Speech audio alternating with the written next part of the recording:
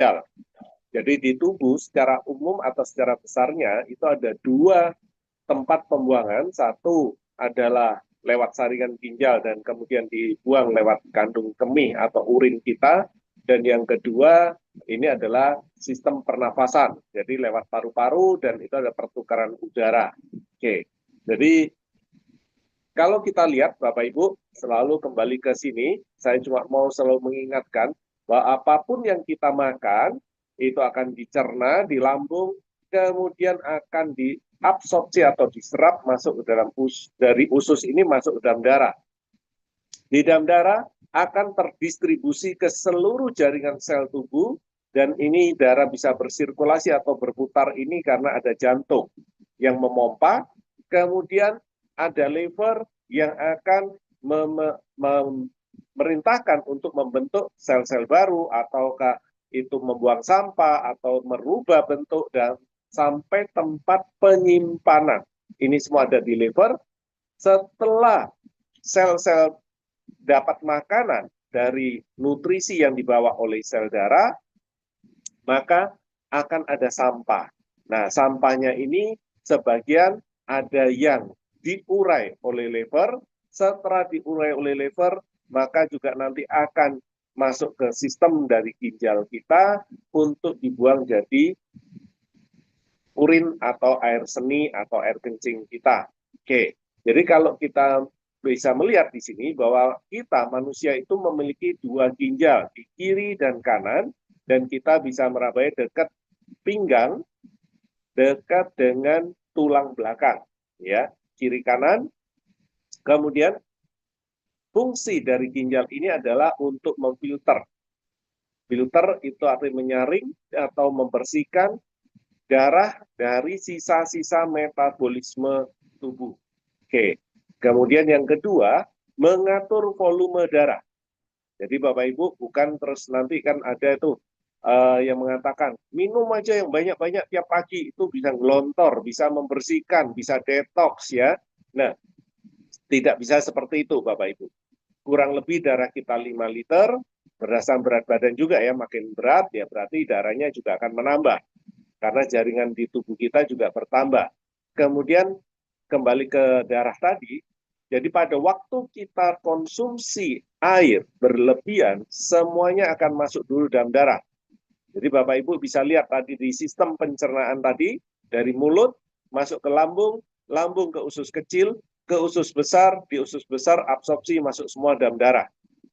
Di darah bersirkulasi, berputar di seluruh tubuh, kemudian disaring di ginjal, baru dibuang dari air kencing, ya air seni. Nah, pengontrol volume darah ini ginjal. Organ ginjal tadi mengontrol. Jadi artinya pada waktu saya konsumsi langsung minum sampai dengan 1 liter, itu akan berbahaya buat tubuh. Kenapa? Karena ginjal bilang tubuh saya ini over volume, kelebihan cairan. Kalau sudah kelebihan cairan, maka ginjal ini dalam tanda kutip seperti membuka keran, cepat-cepat dibuang, kemudian supaya tidak membebani kerja atau sistem tubuh yang lainnya. Dan itulah jadilah urin. Jadi habis minum kita kelihatannya cepat ke belakang ya, buang air kecil. Nah, apakah ini sehat? Tentu tidak ya. Kalau ini terus-menerus. Kenapa bisa seperti itu? Bapak Ibu, kalau kita analogikan ginjal ini misalnya seperti keran air, kita buka tutup. Nah, berapa lama ini kerannya akan bertahan? Ya, sekarang kita buka, nanti kita tutup, terus buka lagi tutup. Nah, maksudnya apa? Pada waktu saya konsumsi air 1 liter, ini seakan-akan ginjal kita cepat-cepat menyaring dan membuang cairan tubuh karena kelebihan dari apa yang dibutuhkan oleh tubuh. Kemudian 2-3 jam kita tidak konsumsi cairan, kita nggak minum, kita nggak ada makanannya minum kuah atau sup, ya. Nah, di sini yang terjadi apa? Ginjal ini seakan-akan nutup keran, jangan banyak-banyak keluar cairannya, karena nanti kalau semua disaring, sampahnya dibuang, kemudian cairan yang masuk kurang, maka yang terjadi akan cairan tubuh kita kurang. Ya, secara umum bahasa ininya dehidrasi, tetapi siapa yang kontrol di tubuh? Ginjal lagi. Karena itu saya katakan tadi, Kalau kita punya pola minum seperti itu, akan berbahaya buat ginjal kita. Karena seakan-akan tadi kayak keran tadi buka tutup ya lama-lama rusak juga kan kerannya kalau seperti itu. Dan kita mau organ ginjal ini bisa bekerja di tubuh kita seumur hidup kita, tidak rusak. Karena itu selalu saya sarankan di sesi 1 dan seterusnya, kalau kita bicara cairan, kita bicara air minum, selalu saya bilang apa? Kita konsumsi cairan dikit-dikit dan sering. Jadi bukan sekali minum itu banyak, tapi sedikit-dikit dan sering. 200-300 cc, 1-2 jam kita minum lagi, 1 teguk, 2 teguk, 1-2 jam kita minum lagi, terus seperti itu. Ya, di luar, kecuali pada waktu kita tidur. Kalau tidur kan lain, karena tubuh sudah tidak banyak beraktivitas, tentu juga sirkulasi darah juga tidak secepat pada waktu kita habis makan atau kita habis olahraga. Oke, ini maksud dari mengatur volume darah, ya.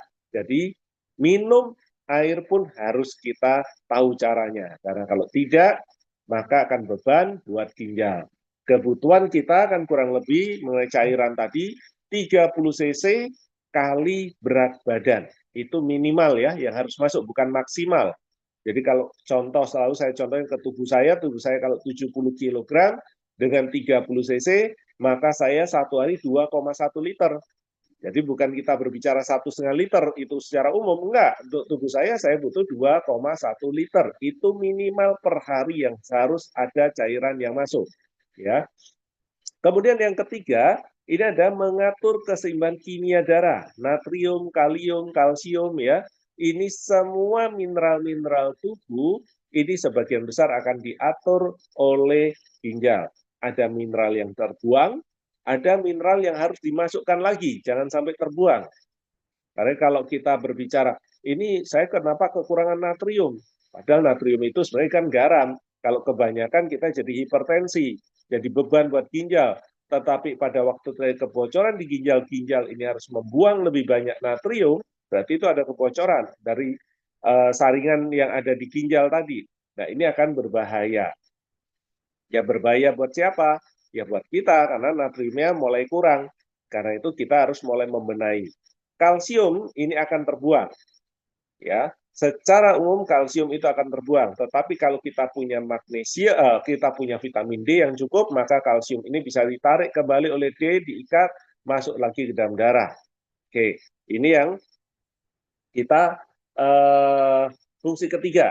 Ya, fungsi keempat ini adalah menjaga tekanan darah dengan membuang kelebihan natrium. Jadi kalau natriumnya lebih dibuang, tapi kalau masih dibutuhkan akan dimasukkan ulang.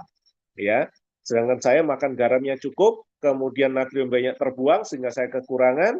Nah, ini yang saya katakan tadi di nomor 3 tadi bahwa ginjal kita mulai ada kebocoran.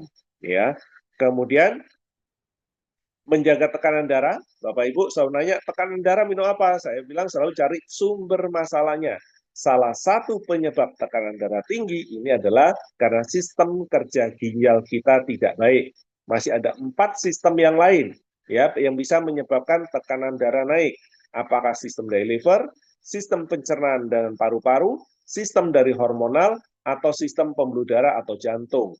Jadi salah satunya adalah ginjal tadi ada 5. Salah satu atau lebih sistem ini tidak bekerja dengan baik, maka seseorang akan mudah terjadi hipertensi atau insomnia, susah tidur.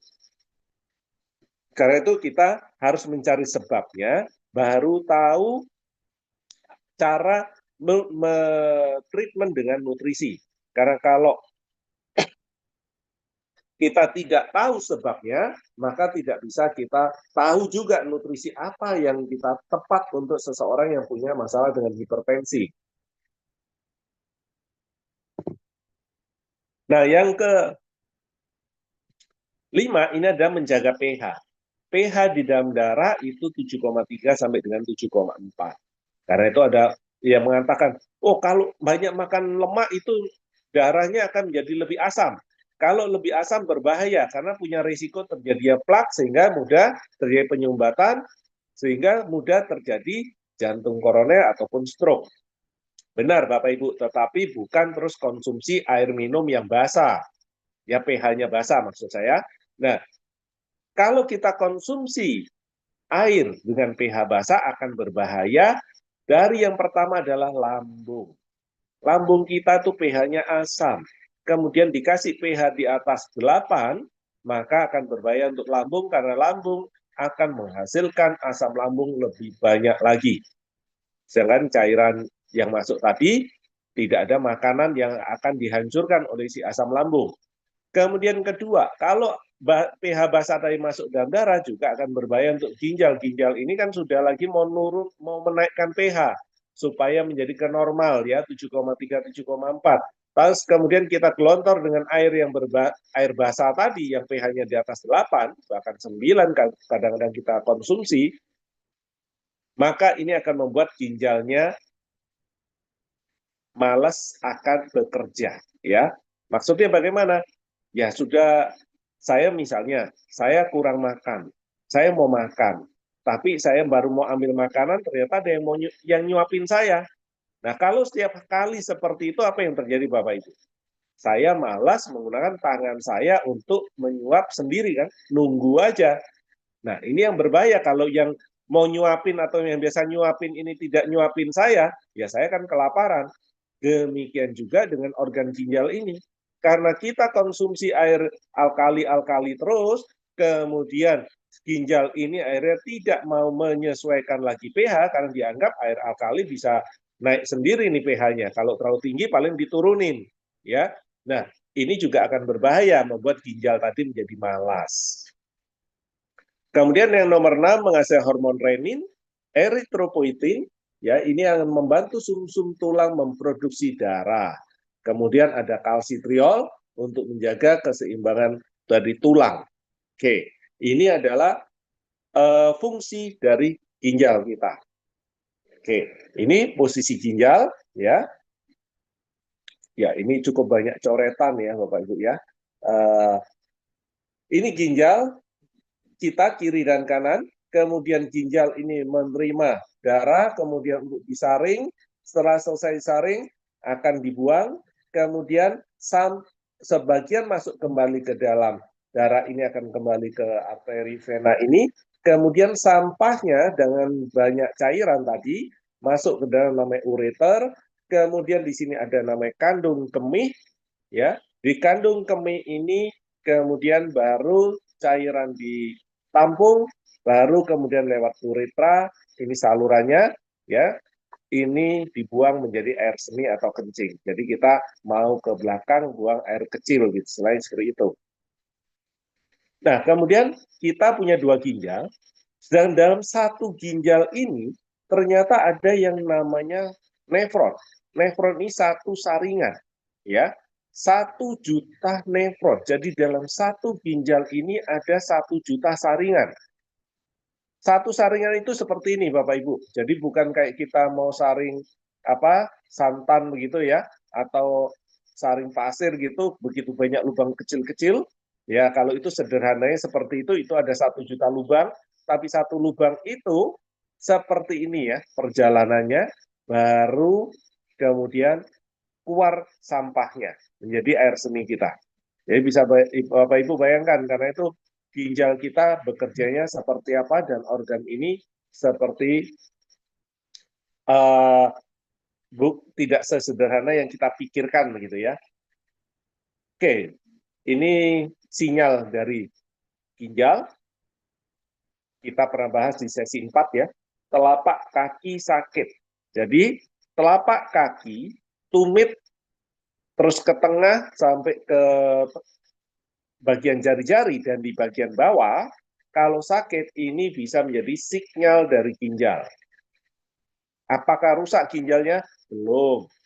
Ya, tetapi ginjal kita sedang bekerja berat atau kerja keras, sehingga kita tahu bahwa kerja ginjal kita kerjanya berat, kita harus tahu lagi cari apa yang menyebabkan ya. Oh, saya makan makanan mengandung pewarna. Saya makan makanan mengandung pemanis. Saya makan obat yang di luar kontrol. Ya, artinya tidak menggunakan resep dokter yang benar. Karena saya copy resep atau katanya saya minum aja obat ini dan seterusnya. Ini tentu kalau cukup panjang, artinya cukup lama kita konsumsinya, akan beban buat ginjal. Oke, jadi telapak kaki sakit. Kedua, pinggang dan punggung ini akan tidak nyaman dan sampai terasa sakit. Jadi istilahnya di daerah boyok ya, pinggang gitu. Nah, ini kita pegel-pegel, artinya ya sakit-sakit yang ringan, kemudian sampai benar-benar sakit di daerah pinggang. Jadi ini tergantung dari uh, kondisi dari ginjal kita tadi ya, parah enggaknya, istilahnya seperti itu. Nah, kemudian kencing berbusa. Jadi kalau kencing berbusa juga beban buat ginjal. Karena makanan-makanan kita ini cukup banyak lemak, protein, karbo, tapi kurang B kompleks, kurang sayur dan buah, kurang pemecah dari glukosa atau lemak ataupun dari asam amino atau protein. Pemecahnya kurang, ya pemecah itu atau pengurai untuk menjadikan apakah jadi energi, apakah itu jadi sel. Ini yang menjadi beban buat ginjal. Kemudian telinga berdenging, kita udah ke THT, dikatakan tidak ada masalah dengan telinga kita, ya berarti masalah dengan ginjal. Sakit kepala bila terjadi perubahan suhu atau udara. Jadi pada waktu saya di ruangan AC yang dingin, kemudian keluar dari ruangan, ternyata panasnya lagi trik-triknya. Tidak sampai dengan 5 menit, kepala saya pusing. Ya, karena perubahan dan mulai sesak nafas, mulai susah nafas. Ya, ini merupakan sinyal dari ginjal. Kemudian mudah gelisah bila berada di keramaian. Masuk satu supermarket atau pasar, kemudian merasa seperti orang limbung, ya, seperti orang mau pingsan, nafasnya mulai berat, mulai susah, keringat dingin keluar, dan kalau nggak cepat kita keluar, ya kita bisa pingsan di ruangan tadi. Ini juga sinyal dari ginjal. Dan yang paling berbahaya adalah pada waktu kita bawa mobil, ya mobilnya isi banyak orang, kemudian perjalanannya jauh. Arti jauh ini di atas 2 jam. Nah, biasanya kita akan gelisah dan kepingin keluar dari mobil itu. Ya, ini yang bisa juga seperti itu, dan itu kembali itu sinyal dari ginjal. Kemudian insomnia, hipertensi. Oke, ini adalah salah satu sinyal-sinyal kerja ginjal kita berat.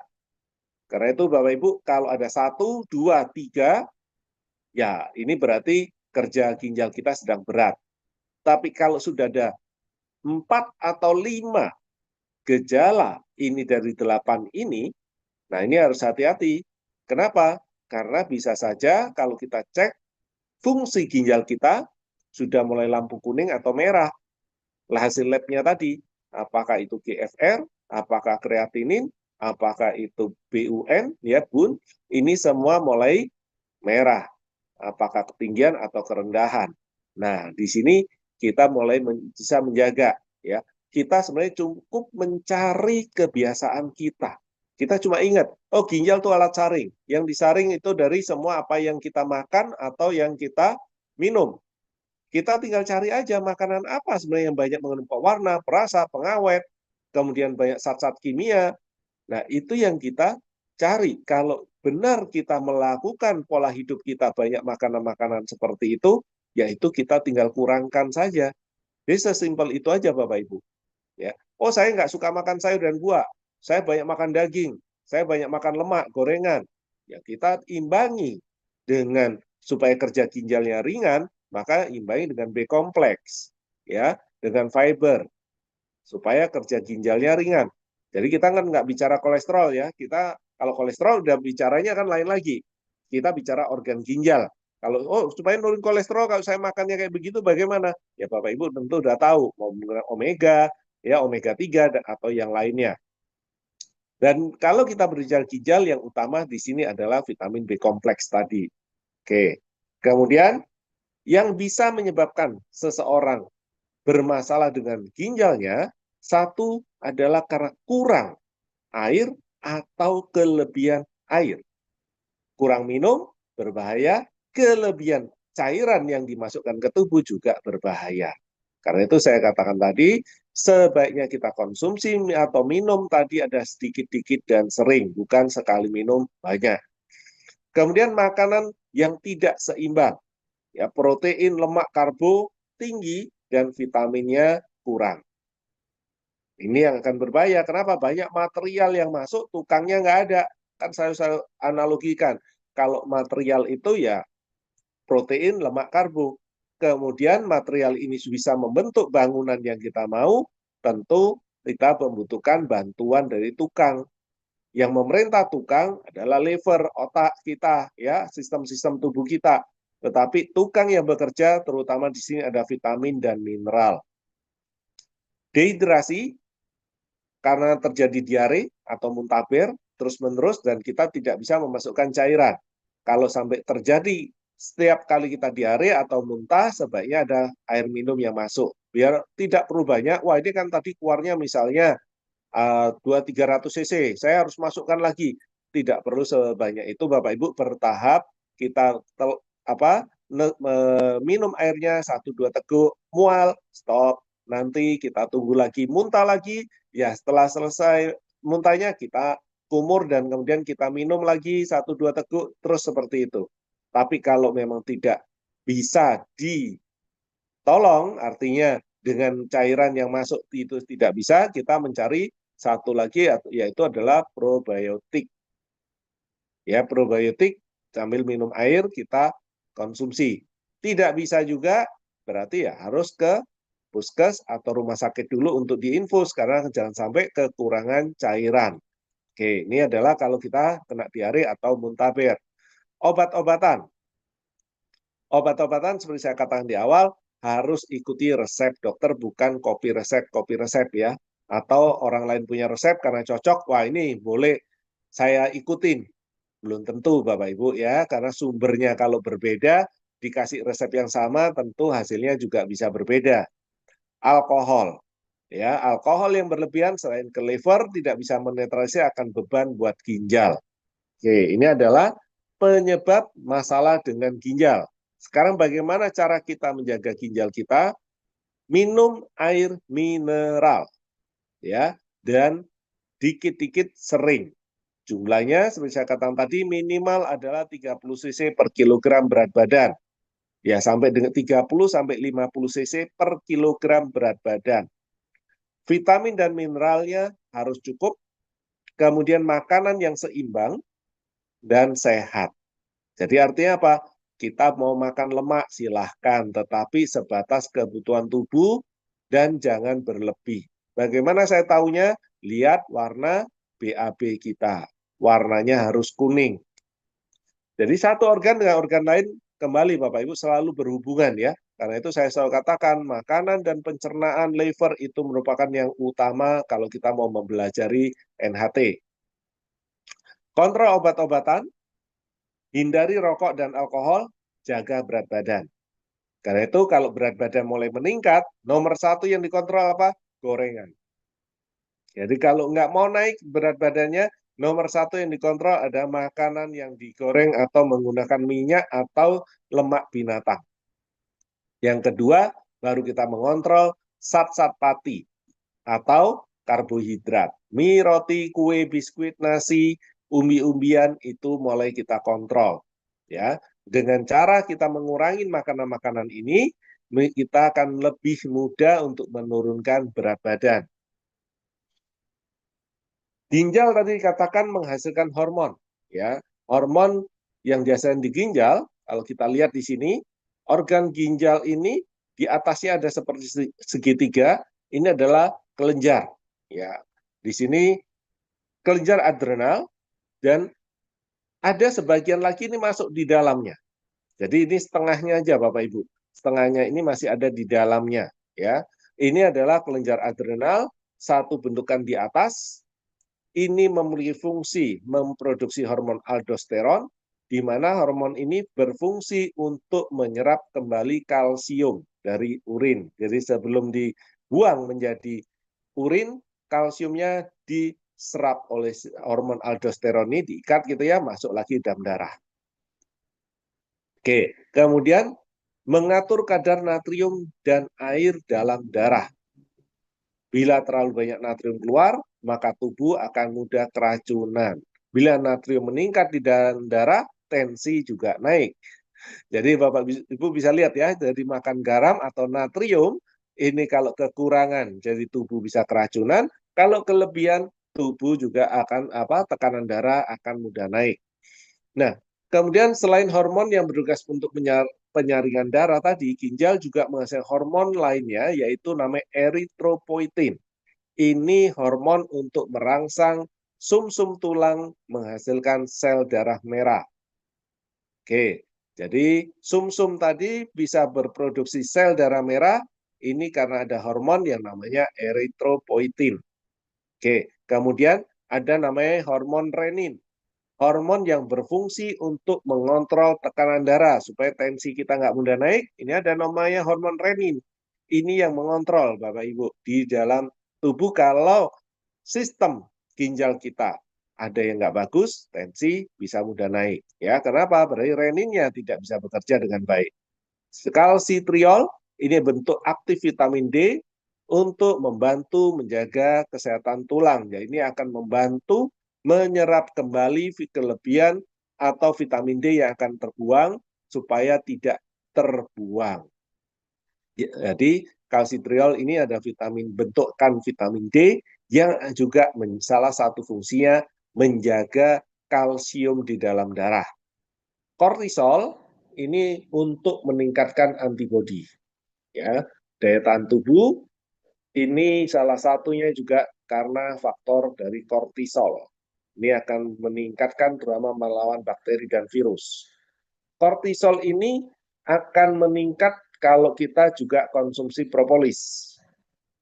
Tetapi kalau kita menggunakan echinacea, efeknya 5 kali lebih kuat dibanding propolis. Echinacea ini apa? Echinacea dulu ada produk ini di Indonesia, sekarang sudah tidak ada ya. Echinacea ini merupakan satu herbal yang bisa berfungsi sebagai antibiotik. Atau kalau saya katakan adalah antibiotik herbal. Ya, ini adalah Echinacea. Kemudian pada waktu kita mau tahu apa saja nih yang saya harus cek untuk ginjal, ini adalah satu kreatinin serum. Ini adalah satu limbah yang dihasilkan oleh otot. Ginjal sehat menyaring keluar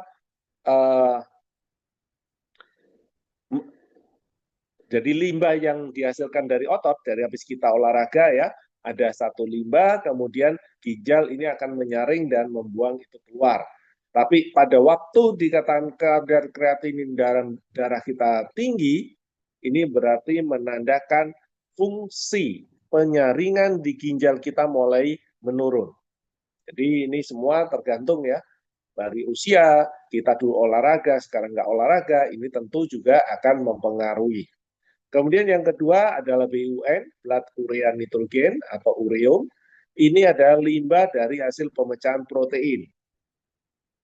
Jadi kadar BUN atau ureum ini tinggi juga menandakan masalah ginjal, tapi juga bisa dipengaruhi oleh asupan protein tinggi atau kekurangan cairan atau peredaran ada saluran cerna ya, jadi pendarahan di saluran cerna. Jadi pada waktu saya konsumsi protein tinggi, jadi artinya saya butuh 1 gram per kilogram berat badan. Karena saya mau menambah otot di tubuh saya mau supaya menjadi lebih besar, ya tangan karena saya melakukan fitness, maka saya konsumsi protein sampai dengan 2 atau 3 gram per kilogram berat badan. Ini akan beban buat ginjal kalau kita tidak imbangi dengan pemecahnya. Ya, pemecah protein, balik ini adalah terutama vitamin B kompleks. Kemudian ada namanya EGFR atau estimasi dari laju filtrasi glomerulus. Glomerulus itu tadi bagian dari nefron, ya satu sistem penyaringan. Oke, ini adalah untuk menilai fungsi ginjal secara keseluruhan. Bukan dites langsung, tapi dihitung menggunakan rumus, ya, berdasarkan kreatin serum dan seterusnya. Jadi ini ada rumusnya lah, gitu. Oke, jadi kita kalau Bapak Ibu mau hitung, saya sudah tuliskan di sini, tapi itu cuman untuk melihat GFR-nya aja ya. Kemudian elektrolit ini adalah terutama mineral-mineral, natrium, kalium, kalsium, fosfat ya, bikarbonat. Ginjal ini akan mengatur keseimbangan elektrolit.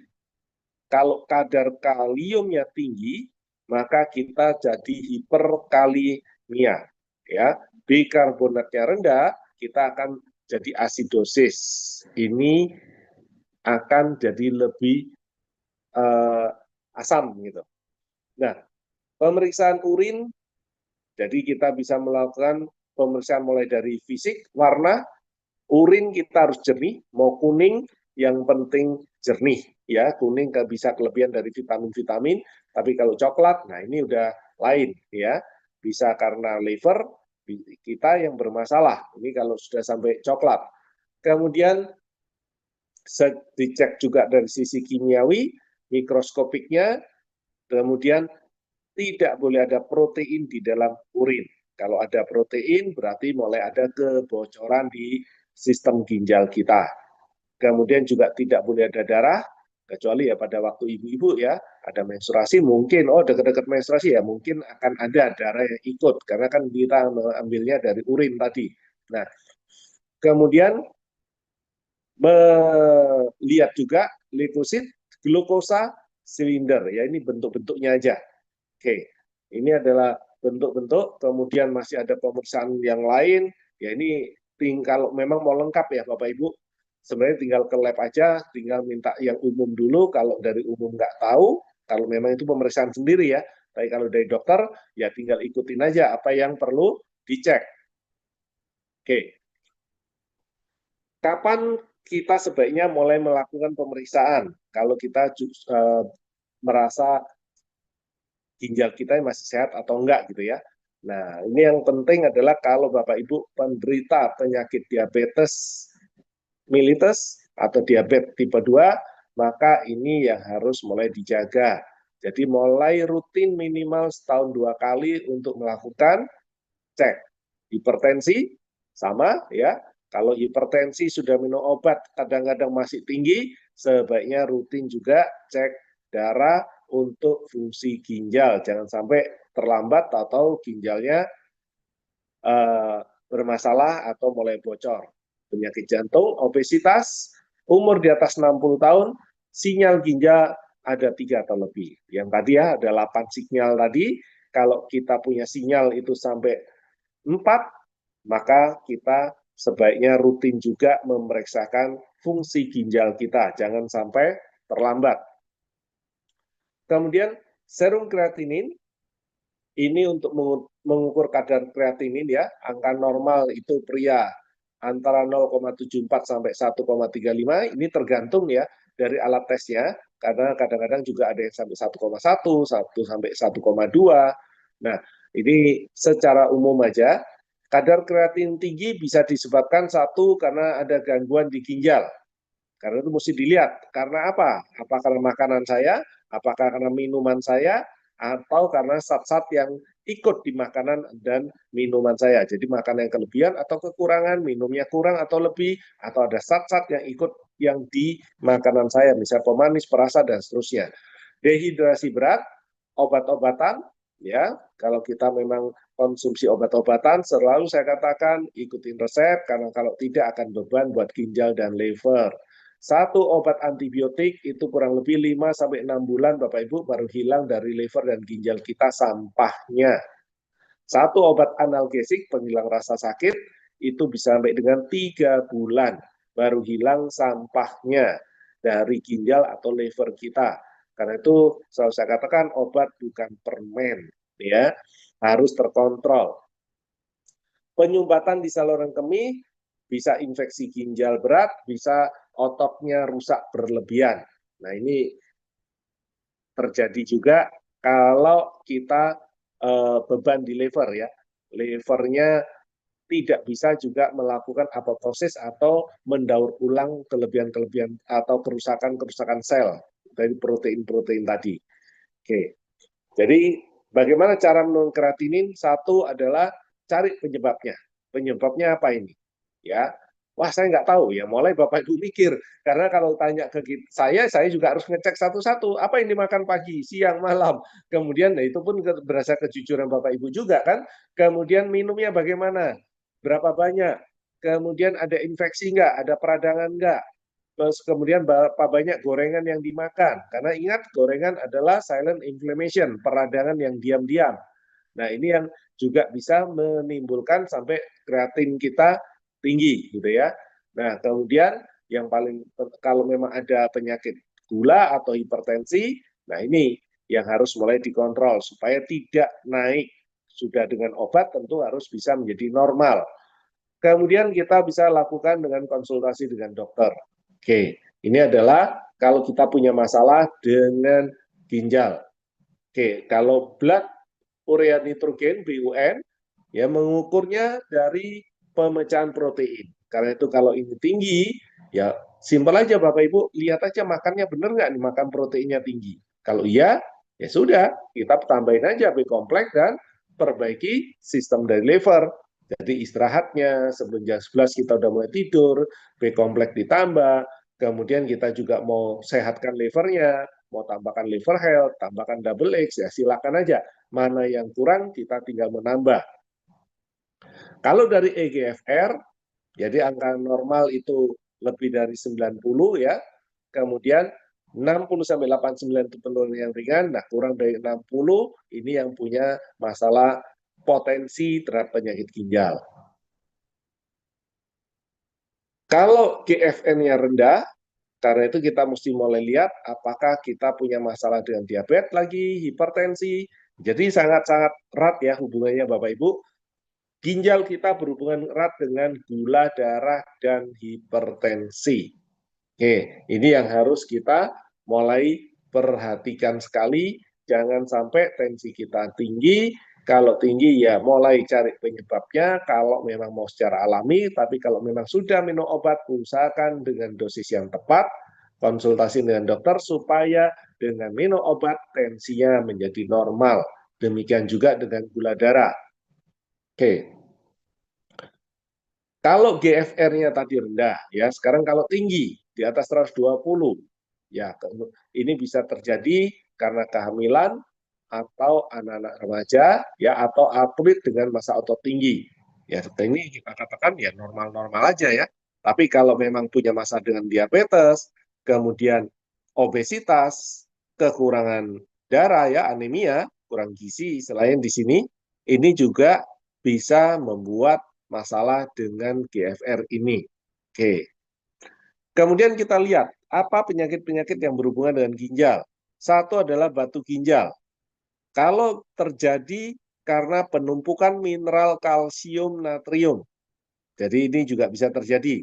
Bisa juga karena sisa protein yang tidak tersaring dengan baik.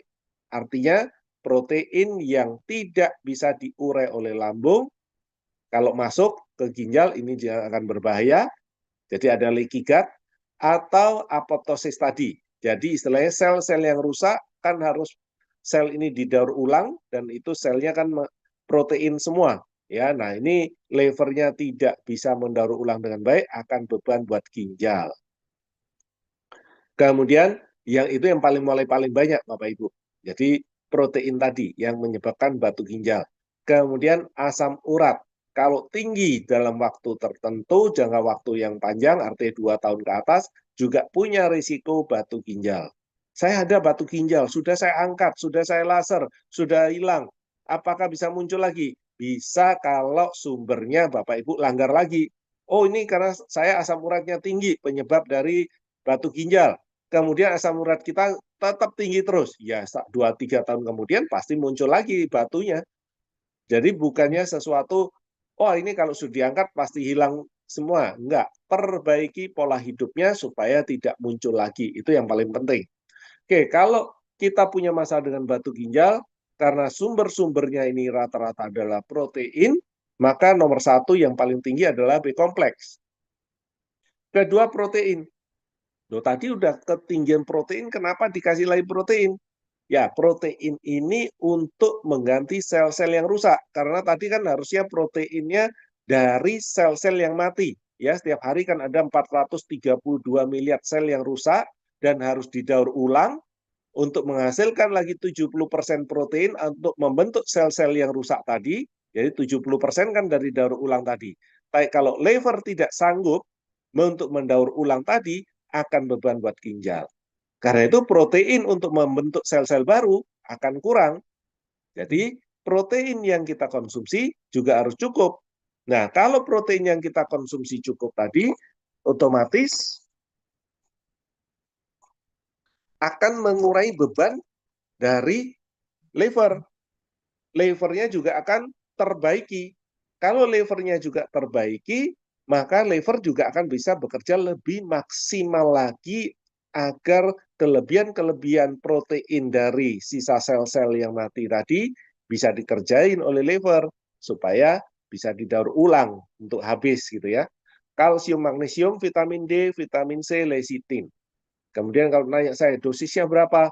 Ya, dosisnya kan kita sudah pernah bicara. B kompleks untuk orang sehat 3-5 mg, untuk orang yang sudah bermasalah ya sakit 6-8 mg per kilogram berat badan.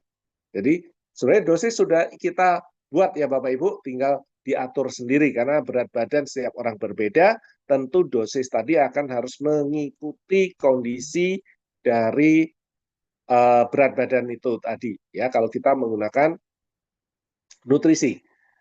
Infeksi saluran kencing. Nah, ini yang luar biasa Bapak Ibu. Jadi selain demam, pada waktu kalau ini saluran kencing kita ada infeksi, pada waktu mau buang air kecil tadi sakitnya luar biasa. Ya, kita akan sakit sekali di saluran kencing kita. Oke, ini yang kalau ada masalah dengan infeksi. Apa yang mesti kita kerjakan? Kita bisa konsumsi kalau dewasa 2000 mg vitamin C, ditambah 600 mg kalsium, magnesium, vitamin D, kemudian ditambah 100 atau 200 mg vitamin B kompleks. Dikonsumsinya berapa banyak? Berapa kali? Ini konsumsinya adalah setiap 1-2 jam. Kalau demam berarti tiap jam.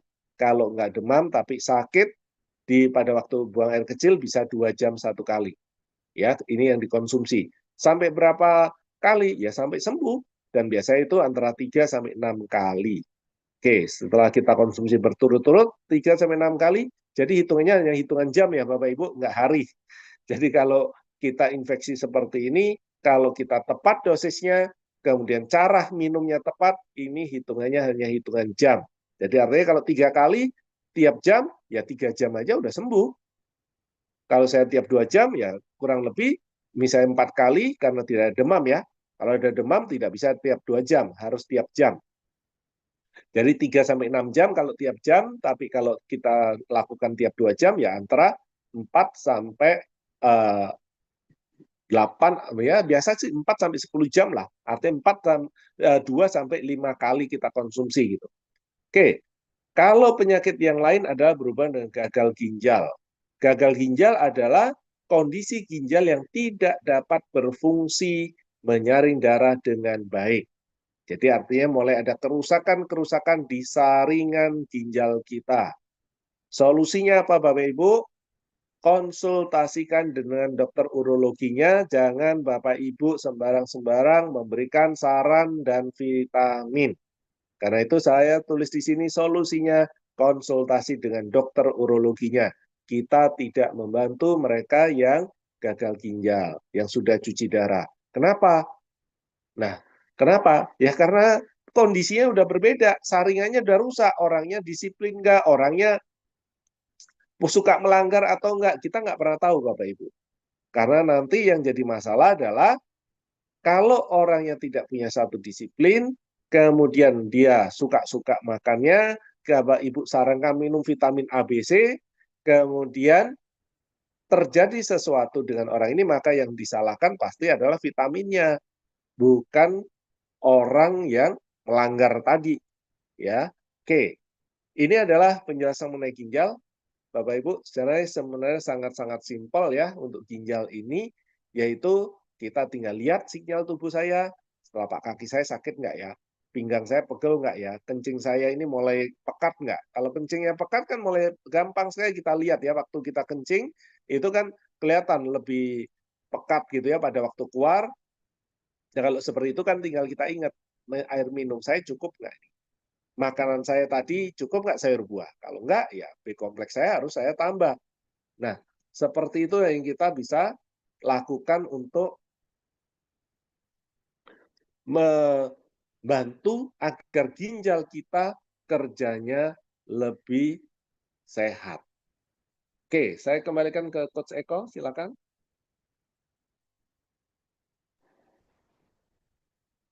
Baik, terima kasih Pak Dokter.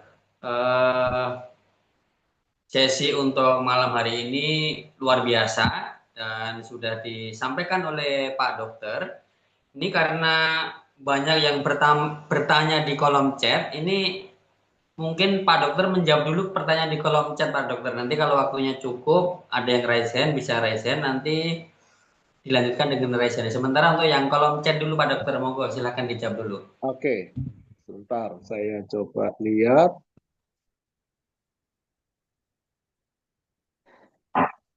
Oke, ini mungkin dimulai dari yang usia 70 ke atas sampai 80, apakah benar minum air sudah harus dikurangi? Karena katanya penurunan fungsi organ, maksudnya misal 30 cc per kilogram sudah dikurangi dari takaran itu. Selama tidak ada masalah dengan kesehatan dan berhubungan dengan ginjalnya, Pak, tidak perlu. Ya, kita tetap bisa ikutin 30 cc tadi. Itu tidak ada masalah. Kemudian, kenapa dikatakan gagal ginjal? Gagalnya di mana? Biasa apa yang dikeluhkan oleh seorang yang vonis gagal ginjal? Biasanya pola makan dan pola hidup sebelumnya seperti apa seseorang yang vonis gagal ginjal? Oke, jadi gagal ginjal artinya ginjal tidak bisa menyaring sampah-sampah untuk dibuang lewat urin tadi, atau banyak sekali zat-zat yang harusnya kembali ke dalam darah ini terbuang. Jadi ada kebocoran-kebocoran di ginjal. Jadi misalnya kreatininnya tinggi, BUN-nya tinggi gitu ya. Nah, itu adalah kita akan melihat bahwa ini fungsi ginjalnya tidak tidak sehat lagi. Sehingga perlu untuk dibantu mengeluarkan darah ke dalam alat supaya bisa dicuci. Istilahnya seperti itu ya, dibersihkan sampah-sampahnya. Nah, kemudian apa yang bisa menyebabkan? Ya, satu, pola hidup. Pola hidup yang tidak benar sehingga membuat kerja livernya tidak baik, maka akan beban juga buat ginjal. Karena ingat, liver itu yang akan membuat dan mengurai makanan atau sampah-sampah tubuh. Ingat fase 1, fase 2 ya. Kemudian nanti setelah itu ada yang dibuang lewat bilirubin, jadi empedu, ada yang dibuang lewat urin. Nah, kalau Bapak Ibu buka lagi materi liver, di situ nanti lihat yang gambar bagaimana enzim fase 1, fase 2 itu bekerja. Kalau di saat liver tidak bisa mengurai dengan baik, maka akan beban buat ginjal. Kenapa? Ginjal kan menyaring. Saringan yang dikasih ini partikelnya masih besar-besar karena belum diurai oleh liver. Ini akan beban buat ginjal tadi, sehingga akan merusak dari sistem filtrasi, atau kalau saya gampangnya bilang ya saringannya itu tadi mulai rusak. Kalau saringannya rusak, nanti banyak zat-zat yang berguna itu lolos. Lolos artinya terbuang lewat ke urin kita. Ini yang bahaya. Itu yang pertama. Kedua adalah pola makan. Ya, tadi makanan-makanan yang berlebihan tidak seimbang sehingga livernya yang sehat pun nggak sanggup lagi. Proteinnya tinggi, kemudian sayur buah atau vitamin B-nya kurang. Ini akan beban juga buat liver. Yang ketiga, obat-obatan yang tidak terkontrol. Kita konsumsi obat, pas sakit kepala dikit minum obat, sakit kepala sedikit minum obat, sakit apa minum obat ya. Jadi kita bisa melakukan ini tidak mencari sumber masalah kenapa sakit, otomatis ini akan beban buat ginjal. Satu kali kita minum obat tadi 3 bulan. Belum sampai 2 hari minum obat lagi, tumpukin lagi ya, yang obat yang pertama masih kurang 2 hari, kemudian kita tambahin lagi 3 bulan dan seterusnya. Kalau itu terus-menerus tentu akan beban buat ginjal sehingga menampung kotoran-kotoran tadi, sampah-sampah dari obat tentu akan beban buat ginjal. Jadi ini adalah yang bisa menyebabkan kegagalan ginjal. Kemudian yang ketiga ini adalah karena kita menderita penyakit diabetes atau penyakit hipertensi, ya, karena tekanannya menjadi terlalu tinggi di daerah ginjal sehingga rusak dah saringannya. Jadi kalau ini seperti ini, Bapak Ibu bayangkan aja punya saringan yang halus gitu ya, saringan untuk santan itu, kemudian ambil selang air yang bisa untuk kemudian dipasangin ini penyemprot yang bisa untuk membersihkan mobil itu dengan tekanan yang kuat. Coba saringannya tadi disemprot dengan begitu. Lama-lama kan akan longgar saringan tadi. Ya, tidak lagi kecil, tapi mulai banyak yang longgar. Demikian juga kurang lebihnya kalau kita hipertensi, tekanannya itu menjadi meningkat, akan beban buat saringan-saringan di ginjal tadi. Demikian juga dengan diabetes. Ya, diabetes ini juga akan mengikis, mulai melemahkan saluran-saluran yang ada dari pembuluh darah ataupun sistem dari syaraf di tubuh kita. Oke, karena itu mengontrol pola makan dan pola hidup ini sangat penting karena satu organ dengan organ lain itu bekerja sama, bukan berdiri sendiri. Ginjal ini hanya alat saring, yang disaring itu darah. Darah itu bawa makanan, bawa sampah. Makanan dan sampah tadi harusnya diurai oleh liver kita. Liver kita nggak sanggup mengurai karena pola hidup kita atau pola makan kita. Artinya makanan kita berlebihan atau hidup kita tidurnya pagi sehingga liver nggak sempat buang sampah, nggak sempat mengurai, otomatis beban buat organ lainnya, terutama di sini ada ginjal. Jadi ini hubungan antara satu organ dengan organ lain, Bapak Ibu. Jadi nggak bisa, oh saya hanya perhatikan livernya, nggak bisa juga gitu ya. Saya perhatikan jantung saya, nggak bisa juga. Karena jantung cuma alat pompa, ginjal cuma alat saring, paru-paru alat pertukaran udara. Oke, ini yang perlu diperhatikan. Kemudian punya riwayat ginjal dan kaki bengkak gede, tanda udah parah ya, dan nggak bisa digerakkan. Apa itu kurang minum? Saya nggak tahu, Pak. Apakah itu kurang minum atau apa? Jadi Bapak sendiri atau Ibu ya, ini atau Ibu yang tahu penyebabnya. Karena itu lebih baik pada waktu kondisi begini sebelum terlambat konsultasikan ke dokter supaya tahu apa yang menyebabkan. Karena pada waktu konsultasi kan akan ditanya, sehingga akan tahu, oh jangan lakukan ini, tambah ini, dan seterusnya. Jadi harus tahu dulu sumbernya. Kalau seperti ini saya nggak tahu apakah itu ginjal, apakah itu liver, apakah itu jantung. Jadi pembengkakan di kaki bisa 3 hal tadi di sistem tubuhnya yang tidak bekerja dengan baik. Konsum terus-menerus bisa rusak ginjal kita karena sejak tahun 2020 karena masalah tulang sampai sekarang saya menunjuk buku Karl Magde Daily. Mohon penjelasannya. Oke, Ibu tahun 2020 ya. Saya tahun 96 konsumsi Nutrilite ya sampai hari ini. Oke. Pendiri dari Nutrilite, anak pendiri dari Nutrilite, Dr. Sam Reinberg, ini berarti sudah sejak umur 1 tahun ya, sampai hari ini. Umurnya berarti 92 tahun. Kalau nggak salah itu 94 tahun. 94 ya, sekitar 90, seumur Nutrilite itulah. Nah, ini sampai hari ini sehat loh. Dan beliau masih mengkonsumsi Nutrilite pada waktu umur 75-an, juga pada waktu saya ketemu juga masih bisa main golf. Oke, ini karena juga minum Nutrilite. Jadi Nutrilite ini ada food supplement yang cukup aman, bukan masalah karena saya jualan atau kita jualan Nutrilite, Bapak Ibu, tetapi ini untuk tubuh saya. Samanya Nutrilite ada food supplement, makanan tambahan, dibuat 100% dari sayur dan buah, dan tahu juga cara nanamnya, tidak menggunakan pupuk urea, pestisida, semuanya tidak digunakan, tidak menggunakan bahan-bahan yang berbahaya, kimiawi untuk dalam menambahkan sebagai pengawet. Mereka melakukan penelitian-penelitian sendiri. Ada yang namanya Nutrilog gitu ya, supaya tidak mudah teroksidasi. Tapi kalau produk-produk yang umum akan menambahkan solut gula. Jadi dilapisin gula gitu supaya tidak mudah rusak dan seterusnya. Atau dikasih warna-warni. Nah, Nutrilite ini 100% boleh dikatakan dari sayur dan buah. Karena itu kenapa saya katakan di awal, Nutrilite tidak memiliki perasa, pewarna, pengawet, ataupun pemanis buatan ya yang diberikan. Kalaupun kita konsumsi minumannya Nutrilite, ini ada pemanisnya, betul. Tetapi pemanis yang dipakai itu adalah pemanis yang sangat-sangat aman dan sampai hari ini tidak ditemukan adanya efek samping.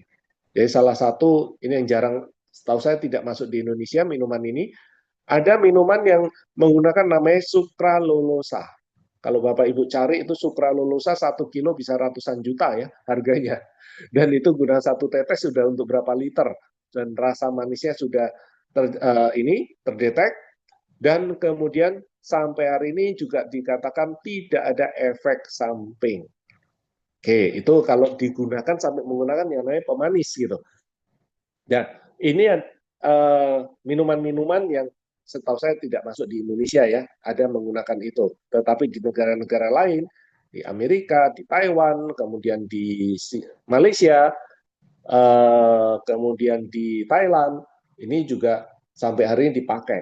Ya, glukosamin kalau yang ibu konsumsi itu dari kulit kepiting dan kulitnya udang. Jadi sangat aman ya Bu ya. Jadi itu bahannya. Kalsium, magnesium, vitamin D juga sama. Di sini kan kalau dulu diambil dari karang, sekarang kan diambil dari tanaman laut ya. Daily itu dibuat dari 6 jenis buah sayur.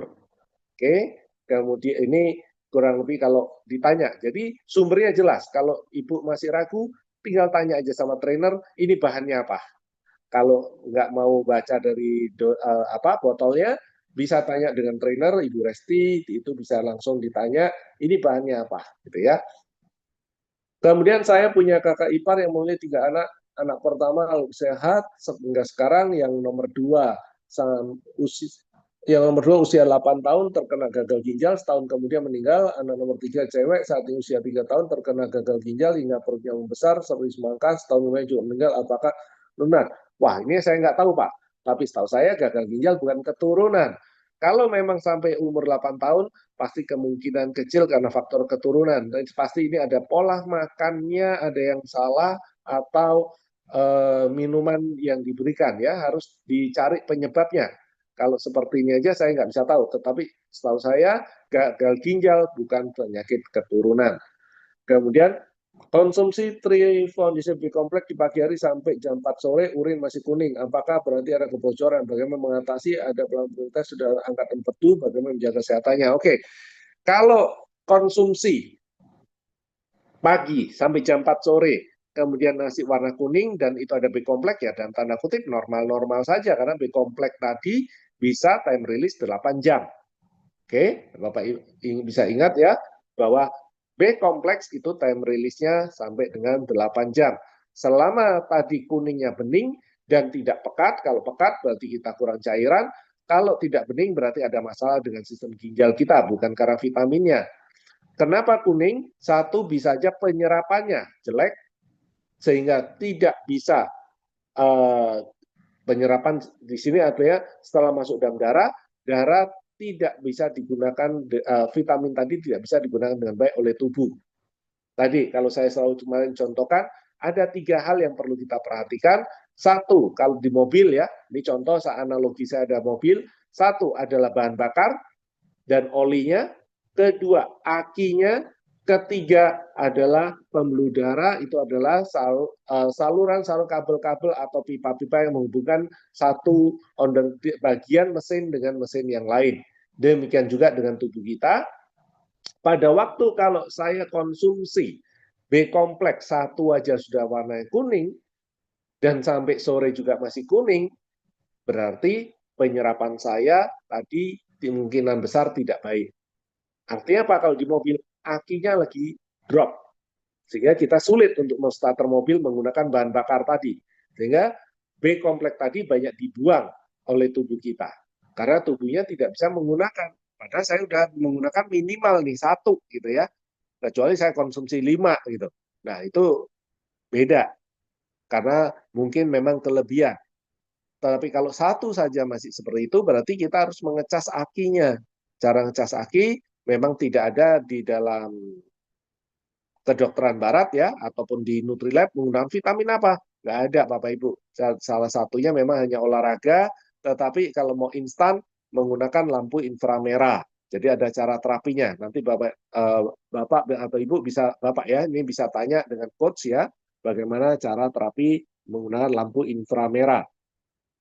Kalau empedu sudah diangkat, ini kembali ke sesi lever, Pak. Jadi di lever sudah dijelasin, empedu diangkat berarti filter pertama untuk kolesterol sudah hilang. Kalau filter pertama terhadap kolesterol sudah hilang, maka yang bisa dilakukan ada menjaga makanan yang mengandung lemak-lemaknya harus dikurangkan supaya tidak naik kolesterolnya. Kalau kolesterolnya naik terus-menerus, tentu akan berbahaya untuk mudah timbulnya plak atau sumbatan. Jadi kalau mau dikasih nutrisi apa ya, Bapak udah tentunya lebih tahu dah ya, kalau berhubungan dengan kolesterol. Kemudian kalau kita minum nutrisi air kencingnya warna kuning tadi, satu karena kelebihan, kedua karena dosis yang tinggi misalnya kelebihan gitu ya. Jadi tubuh itu menyerap sebatas kebutuhan, tetapi nanti 1 jam pada waktu darah berputar lagi, tentu tubuh mulai menyerap lagi dan seterusnya. Jadi kalau saya membuat satu titik darah, darah ini kembali ke titik yang sama, jadi darah yang sama itu kembali ke tempat yang sama, kalau ini berdasar perputaran jantung kurang lebih itu 1 menit. Kalau itu berhubungan dengan ginjal kurang lebih 7-9 menit. Ya, jadi Bapak Ibu bisa melihat bahwa sekali darah itu berputar, diambil vitamin-vitamin itu dipakai oleh sel, kemudian lewat ginjal kita 7-9 menit, jadi sudah ada 7-9 kali juga berputar di jantung kita dan seterusnya. Ya, oke. Kemudian kalau makan yang asin-asin bisa merusak ginjal karena kebanyakan garam. Ya Pak, apapun yang kelebihan pasti. Kelebihan gula merusak, oh Ibu ya, kelebihan gula merusak, kelebihan garam juga akan merusak dari sistem organ tubuh kita. Anak saya usia 10 tahun kalau udah pipis, pipisnya dikerumi semut. Apa solusinya? Bawa ke dokter atau ke lab, Bu. Cek dulu apakah benar gula darahnya tinggi. Kalau benar, ya perhatikan makanannya. Apakah banyak minuman-minuman manis yang diberikan? Kalau iya, mulai diet. Karena kalau ini ke dokter, sudah pasti nanti dianggap diabetes tipe 1, karena masih umur 10 tahun. Kemudian izin tanya di luar topik, untuk penyembuhan pasca kecelakaan otak bengkak sebaiknya dikasih nutrien apa? Nah, ini saya bingung, otak bengkaknya maksudnya apa? Jadi apakah pembuluh darah di otak? Semua kalau terjadi pembengkakan itu berarti namanya kurang lebih infeksi. Kalau sudah ada infeksi, maka kita bisa gunakan vitamin C dosis tinggi. Ya, itu bisa kita gunakan. Tumit sebelah kiri sakit, apa penyebabnya? Ya, Bapak atau Ibu ya itu bisa cari sendiri apa penyebabnya. Seperti saya katakan tadi, ini ada sinyal dari, bisa saja itu sinyal dari ginjal. Kalau iya, apa yang saya makan, apa yang saya minum yang kira-kira berbahaya untuk tubuh saya. Nah, tentu itu Bapak atau Ibu yang tahu penyebabnya ya. Saya mengidap hipertensi minggu kemarin 168/112, saya rutin konsumsi omega, garlic, B kompleks daily setelah rutin jalan kaki minimal 30 menit, minggu 5 kali per minggu, bahkan kadang saya minum rebusan daun salam, namun tensi saya tinggi. Bagaimana? Oke, kalau ini cukup tinggi Pak, 168, 112 sebaiknya ke dokter untuk cek. Kalau Bapak tanya saya harus cari penyebabnya. Yang mana yang menyebabkan? Kemudian dengan konsumsi salmonnya berapa banyak, garlicnya berapa banyak. Ini tentu akan berbeda dengan obat. Kalau obat itu bisa 1 atau setengah dosisnya, atau 2 tablet per hari. Tapi kalau omega 3 dengan kondisi seperti ini karena darah yang kental, karena pembuluh darahnya bermasalah, ya tentu minimal 9 atau 12 tablet. Oke, ini adalah kalau kita berbicara omega 3.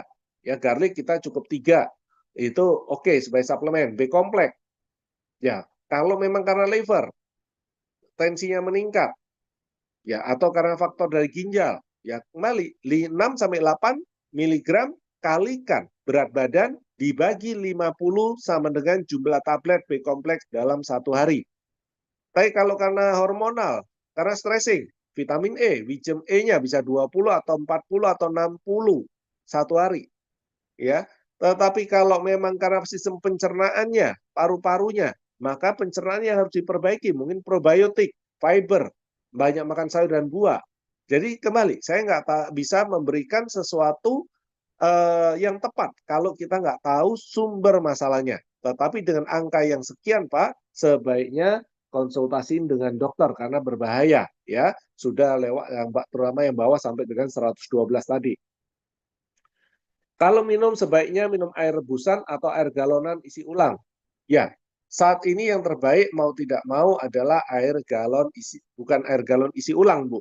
Air galon yang bersih. Ya, kalau isi ulang rata-rata penelitian-penelitian baik itu oleh Pemda, ya ini tidak higienis. Jadi mau tidak mau kita membeli air galon yang dari pabrik. Ini kalau mau menggunakan air galon. Sebaiknya itu karena apa? Karena kita butuh yang masih air mineral, bukan tapi mengambil air galon yang RO ya, yang mineral. Oke, pasca kecelakaan kalau berdiri kelamaan bisa masak berdiri lama-lama kayak nginjak duri. Tapi kalau udah istirahat hilang. Oke, itu berarti bermasalah dengan sirkulasi darahnya. Karena mungkin dari sirkulasi darahnya masih belum lancar atau syarafnya menjadi lebih tegang. Coba perbanyak B kompleks sama kalsium, Ibu. B kompleks sama kalsiumnya diperbanyak ya. Artinya minimal B kompleks itu 5 mg kali berat badan dibagi 50 sama dengan jumlah kali per hari. Kalsiumnya coba dibuat kalau ibu belum menopause bisa gunakan 1.800 mg per hari atau 9 tablet, tapi kalau sudah menopause bisa gunakan 12 atau 2.400 mg. Nah, nanti lihat dalam waktu 1-2 minggu ada nggak perubahan.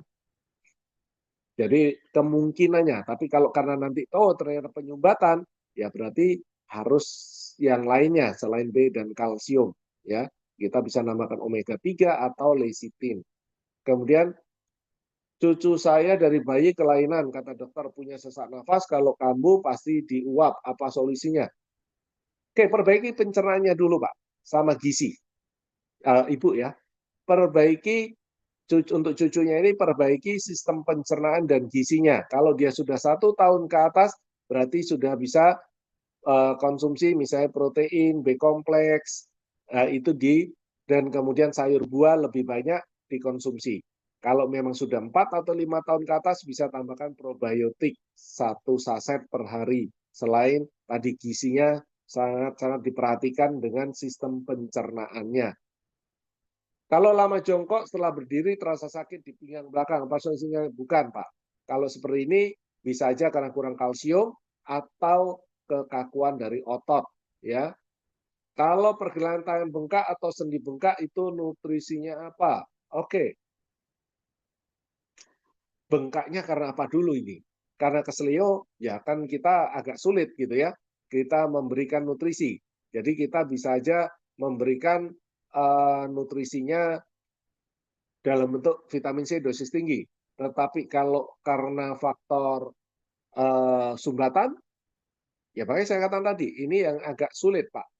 Jadi, atau Ibu ya, jadi harus dicari penyebabnya dulu kalau mau tanya nutrisinya. Penyintas kanker payudara, di tulang bokong saya terasa panas dan perih bila bermain terlentang sebentar. Apa solusinya? Oke, bisa saja ini karena kekurangan kalsium. Coba kalau memang bukan karena banyak duduk, kalau posisi duduknya salah, memang bisa seperti itu, dalam tanda kutip normal. Tetapi kalau bukan karena banyak duduk, berarti coba kalsiumnya. Terasa panas di daerah yang ada tulang, kulitnya seperti kena cabai, berarti kekurangan kalsium. Protein B kompleks kalsium, itu yang utama. Ya. Kemudian kalau olahraga yang gerakannya agak berat, dada sebelah kanan terasa sakit. Apa ada hubungan dengan ginjal? Tidak ada hubungan. Tetapi kalau memang itu olahraga yang berat, coba dimulai perlahan-lahan, jangan langsung ke berat. Ringan-ringan pemanasan sampai ke berat. Karena kalau seperti itu bisa terjadi karena tubuhnya belum siap untuk karena tidak pernah olahraga terus olahraga yang berat atau karena oksigennya berkurang. Oke, jadi artinya tubuh kita tidak bisa pada waktu saya bernafas, darah saya tidak bisa mengikat oksigen dengan baik. Intinya seperti itu. Kalau seperti itu ya tinggal tambahkan vitamin E. Anak dari teman sekitar 9 tahun, setiap 4 tahun terkena speed delay terus. Oh, speed delay. Ya, kemudian berbicara yang terlambat, penyusutan otak, dok, dan keseimbangan tubuh menurun. Yang ditanya nutrisi untuk suplemen yang membantu pertumbuhannya, apa titik akupuntur, penekanan bisa biji refleksi. Oke. Nah, satu adalah gizi. Kembali, coba perhatikan makanannya. Hindari makanan-makanan yang di packing, snack-snack, makanan frozen. Ini dihindarin dulu. Oke, apalagi sudah 9 tahun. Protein, B kompleks, vitamin C, kalsium ini menjadi basic. Dasar kebutuhan tubuh berdasarkan berat badannya. Kalau mau ditambahkan dari sisi akupuntur itu ada titik paihwe yang di kepala, ya. Ya, tinggal dicari. Saya sudah berikan semua foto, gambar, video, semua sudah. Nanti tinggal minta di coach ya. Oke, titik paihwe itu di kepala bagian atas. Nah, itu yang kalau dari sisi akupuntur. Kemudian kalau minum air udah dimasak apa nggak ada fungsinya? Ada ibu, airnya tetap higienis tetapi mineralnya rusak. Jadi dalam tanda kutip seperti kalau kita katakan ya air mati gitu. Jadi hanya untuk air yang higienis saja. Oke. Jadi mineral-mineralnya ya kita harus ambil dari buah-buahan atau sayur. Kalau nggak bisa tiap hari, mau tidak mau ya multivitamin, daily atau double X yang kita bisa konsumsi. Kemudian, apa yang dimaksud dengan penurunan fungsi ginjal? Sudah 15 tahun sakit diabetes dan rajin minum obat dokter. Untuk suplemen itu apa yang harus diminum sebagai pendamping obat? Oke, penurunan fungsi ginjal berarti ya terjadi peningkatan kerja dari GFR tadi, BUN, kreatinin gitu ya. Itu kalau hasil labnya, karena itu tetap harus ke lab, Ibu, baru kita bisa tahu. Kemudian nomor satu adalah kalau seorang penderita diabetes, buat saya nomor satu bukan masalah vitamin, tetapi adalah menjaga makan dan gerak. Jadi makanannya harus terkontrol dan kedua harus bergerak. Itu yang paling penting. Dan kemudian B kompleks, kalsium itu menjadi yang vitamin pendamping. Kenapa? Karena seorang diabetes akan lebih sering kencing. Di saat sering kencing, maka kalsiumnya juga akan terbuang. Supaya kalsium itu tergantikan, karena itu kita harus konsumsi jumlah kalsium yang cukup. Dan tentu vitamin B-nya harus cukup. Ya, makanannya otomatis harus bergizi. Protein harus cukup, dan seterusnya. 1 bulan yang lalu saya terkena stroke ringan, tangan dan kaki tidak bisa digerakkan. 2 minggu ini terapi. Alhamdulillah kondisi tangan dan kaki normal kembali, sudah bisa berjalan normal, tapi kondisi tubuh cepat lelah jika untuk aktivitas gerak solusinya. Oke, trio fondasi. Ya, coba Ibu perbanyak omega 3-nya dan tambahkan lecithin. Selain menjaga makanan, hindari makanan berlemak dan goreng. Itu yang paling penting. Diet total ya untuk makanan berlemak dan goreng. Kemudian bisa tambahkan omega 3, lecithin, ini yang selain B kompleks dan kalsium. Puasa, kalau pas puasa terus urin kuning, kecoklatan pas sore hari. Gimana dok? Oke, berarti Bapak harus coba ke lab ya. Apakah pada waktu, Bapak mungkin ya, Pak Kayat ini, pada waktu puasa tidurnya kurang. Kalau iya, B kompleksnya didominankan pada waktu mau buka ataupun pada waktu sahur. Jadi B kompleksnya yang ditambah, Pak. Kemudian pada waktu malam mungkin bisa tambahkan dengan liver health atau konsumsi juga double X. Oke, selain nanti air minum dibuat lebih sering pada waktu mulai buka puasa. Jadi bukan banyak ya, dikit-dikit dan sering. 300 cc, nanti 1-2 jam, kemudian konsumsi lagi sampai dengan tidur. Kalau memang problemnya di tidurnya terlalu malam, atau lewat jam 11 ya, itu mulai diubah coba. Nanti akan coba dilihat pada waktu puasa, kencingnya tadi kembali ke kuning atau enggak. Tapi juga bisa ke lab, Pak, untuk dicek ada masalah nggak dengan liver atau dengan kerja ginjalnya. Kelebihan protein dalam urin dianggap kita terlalu banyak makan minum protein. Misalnya kebutuhan protein kita 60, kita mau 180 gram per hari. Oke, bisa terjadi seperti saya katakan tadi ya. Kalau memang kebutuhan 60 makan 180 ya pasti kelebihan. Supaya tidak beban buat ginjal, seperti saya katakan tadi, B kompleksnya harus cukup. B kompleks itu akan memecah protein 1 gram protein membutuhkan 2 miligram B kompleks. Jadi itu hanya untuk memecah protein ya. 1 gram protein dibutuhkan 2 miligram B kompleks. Jadi kalau makan 180 gram protein, maka minimal 360 miligram B kompleks yang dibutuhkan. Kemudian itu baru yang untuk proteinnya loh, belum untuk tubuhnya bekerja, belum untuk jaga liver. Nah, karena itu saya katakan tadi, kita tinggal menambah aja.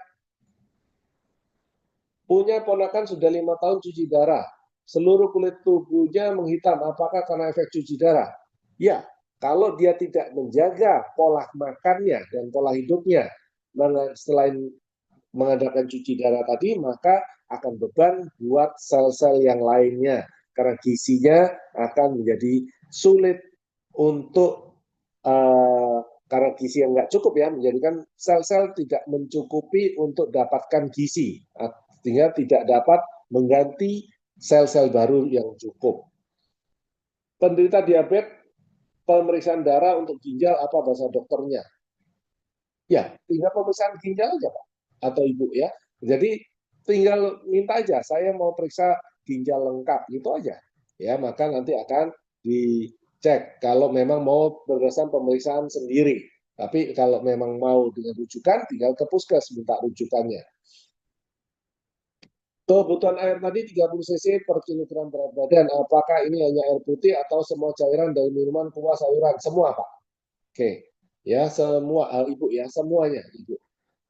Suplemen dari Nutrilite ada bahan tambahan, apakah ini aman untuk dikonsumsi ginjal?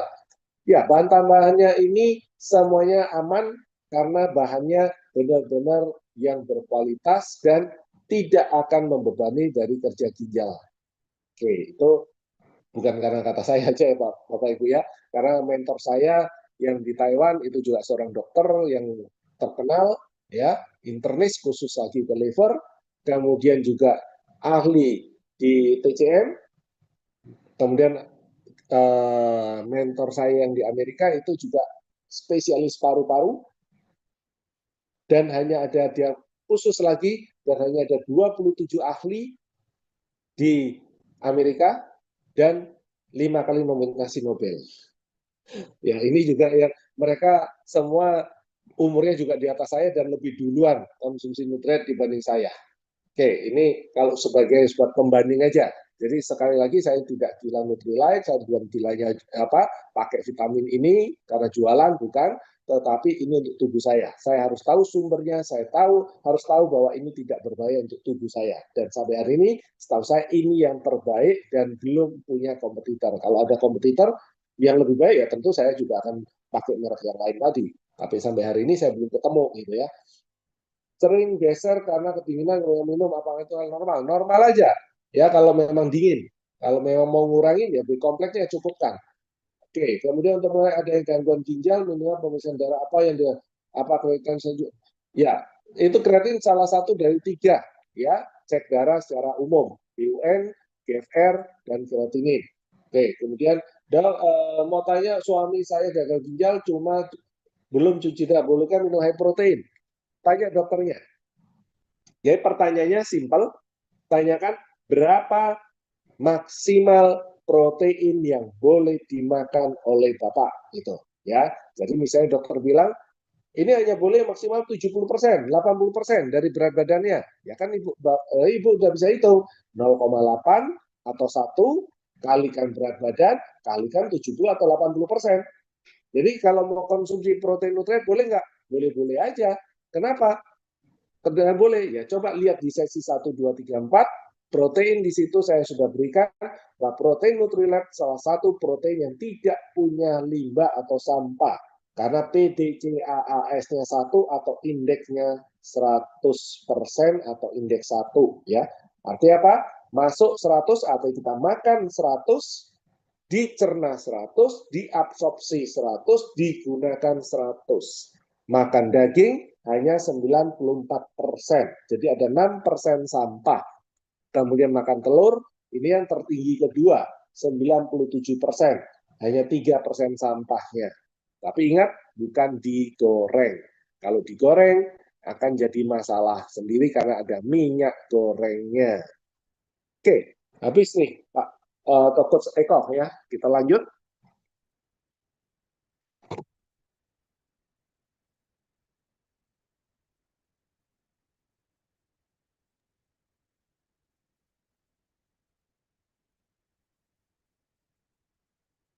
Oke, Ya, langsung silakan.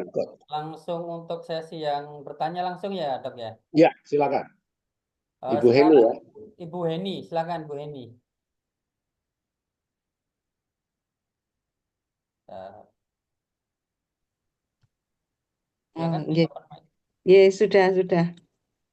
Selamat malam Pak Dokter. Ya, malah Bu, silakan. Saya ini nunggu sampai sesi ginjal Pak Dokter tanya. Ini maaf saya sambil buka komputer karena lupa Pak Dokter. Ini Iya. tadi yang penyakit ginjal itu ada solusinya B kompleks, protein, kalmak, vitamin C dan lecithin. Kemudian yang untuk liver itu ada juga protein, B kompleks, lecithin dan ada garlic omega 3. Itu untuk yang liver. Kemudian untuk yang jantung itu juga protein, B kompleks, lecithin dan salmon. Yang jadi pertanyaan saya Pak Dokter, Ya. Berarti secara keseluruhan yang disampaikan Pak Dokter dari awal sampai akhir itu yang utama itu adalah protein, B kompleks dan kalmak D. Apa benar itu Pak Dokter? Betul, karena itu kan bahan dasar sel. Kalau Iya. kembali lagi, dan protein itu kan kita bukan bicara suplemen, Bu. Kita Iya, berbicara iya. kecukupan dari makanan, kalau Iya. kurang baru nambah suplemen. Kan prinsip dasar seperti itu. Mau vitamin B, kalsium sama prinsip dasarnya. Iya. Nah, terus pertanyaan saya lagi Pak Dokter, saya kan dulu pernah tanya TG saya tinggi hampir Iya. 360. Kemudian juga asam urat itu sulit turun Pak Dokter.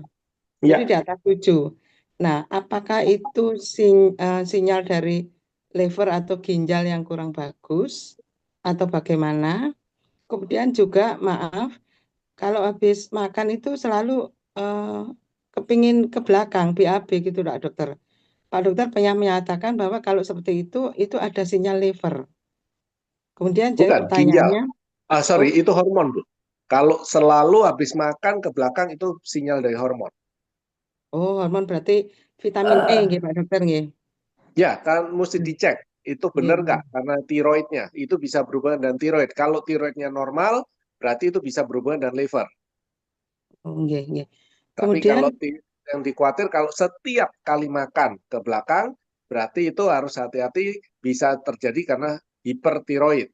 Jadi hormon berhubungan dengan tiroidnya itu yang perlu dicek. Tetapi kalau pada waktu hanya makan pagi atau siang saja saya kepingin ke belakang atau buang air besar, maka itu bisa saja itu cuma masalah dengan liver.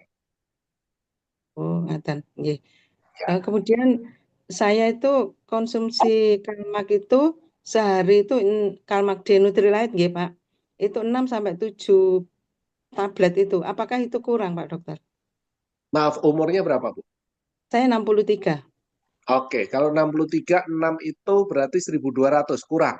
Nggih. Jadi seorang yang ibu sudah menopause itu kebutuhannya 1.500 sampai 1.800 dalam kondisi normal. Jadi minimal ada 9 lah. Karena kan satu Nutrilite itu hanya 200.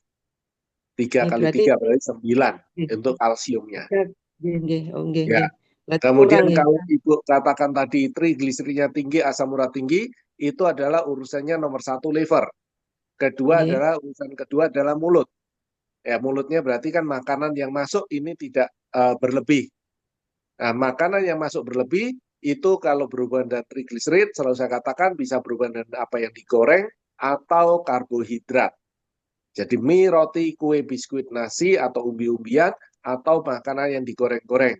Sehingga beban buat liver, kalau livernya buat beban, maka ini akan sudah maksimal bekerja, kemudian akan tetap tinggi.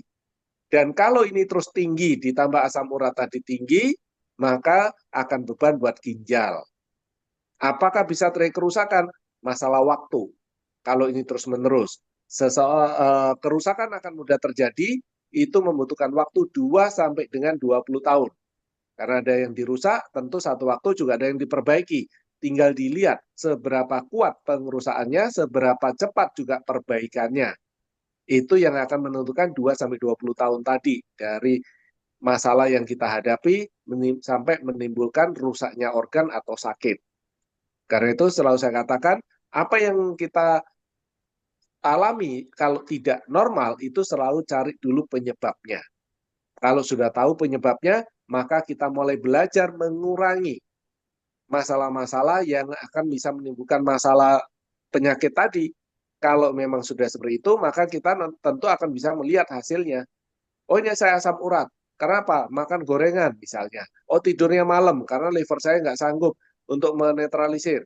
Oke, hari ini saya ada kerjaan tidur malam, B-kompleks. Besok masih lagi, besok lusa masih lagi. Ya mau nggak mau ini harus menambahkan liver health. Tapi kalau bisa kita lakukan apa? Perubahan. Kapan saya bisa tidur di bawah jam 11? Nah, mulai plan. Kalau memang lebih banyak tidurnya di atas jam 11, ya kita mulai merencanakan kapan saya bisa tidur di bawah jam 11. Minimal 1 minggu 1 kali aja. Ya, itu kita awalnya. Tapi syukur nanti kalau bisa 2 kali, 3 kali, dan setiap hari. Ini adalah untuk perbaikan ke liver. Kemudian yang kedua, pola makan tadi. Makanan saya mengandung karbo ini kayaknya sudah dikit menurut saya, tapi karbohidratnya sudah dikit, gorengannya sudah enggak, BAB saya warnanya kuning, berarti kita coba kurangi lagi karbohidratnya, karena BAB udah kuning berarti kan gorengannya udah bagus. Kemudian karbohidratnya, trigliserid nggak mau turun, asam urat nggak mau turun, maka karbohidratnya tetap kita harus kontrol. Berarti menurut saya mungkin setengah piring nasi ini dikit, tapi coba kita kurangi lagi jadi 1/4. Satu contoh, ini contoh ya. Jadi kita melihatnya seperti itu. Dengan begitu kita akan tahu nanti ada penurunan nggak. Kalau iya, kita udah tahu, oh ini toh penyebabnya. Yang menurut saya dikit, ternyata menurut tubuh saya ini banyak. Nah, inilah yang saya katakan tadi, Ibu bisa mencoba sendiri mencari penyebabnya. Saya sebagai guidannya kan, saya katakan, apa yang menyebabkan trigliserid tinggi, asam urat tinggi? Organnya liver. Terus kedua adalah pola makannya, yaitu dari gorengan dan karbohidrat. Nah, tinggal dikontrol itu tadi. Nggih, nggih Pak Dokter, nggih. Matur nuwun sangat Pak Dokter. Iya, sami-sami, Bu. Nggih, nggih. Karbohidrat berarti. Iya. Oke, lanjut. Oke, sekarang Bu Kartika ya. Pak Kartika, silakan monggo Mbak Iya. Kartika. Ya, terima kasih Pak Eko. Selamat malam Dokter Adi. Ya, malam, Bu. Oh Silakan. ya, mau tanya tadi kan disebutkan kalau penyebab sinyal ginjal itu kan salah satunya dari makanan, makanannya mengandung bahan tambahan perasa, pewarna, pemanis dan lain-lain gitu ya dokter.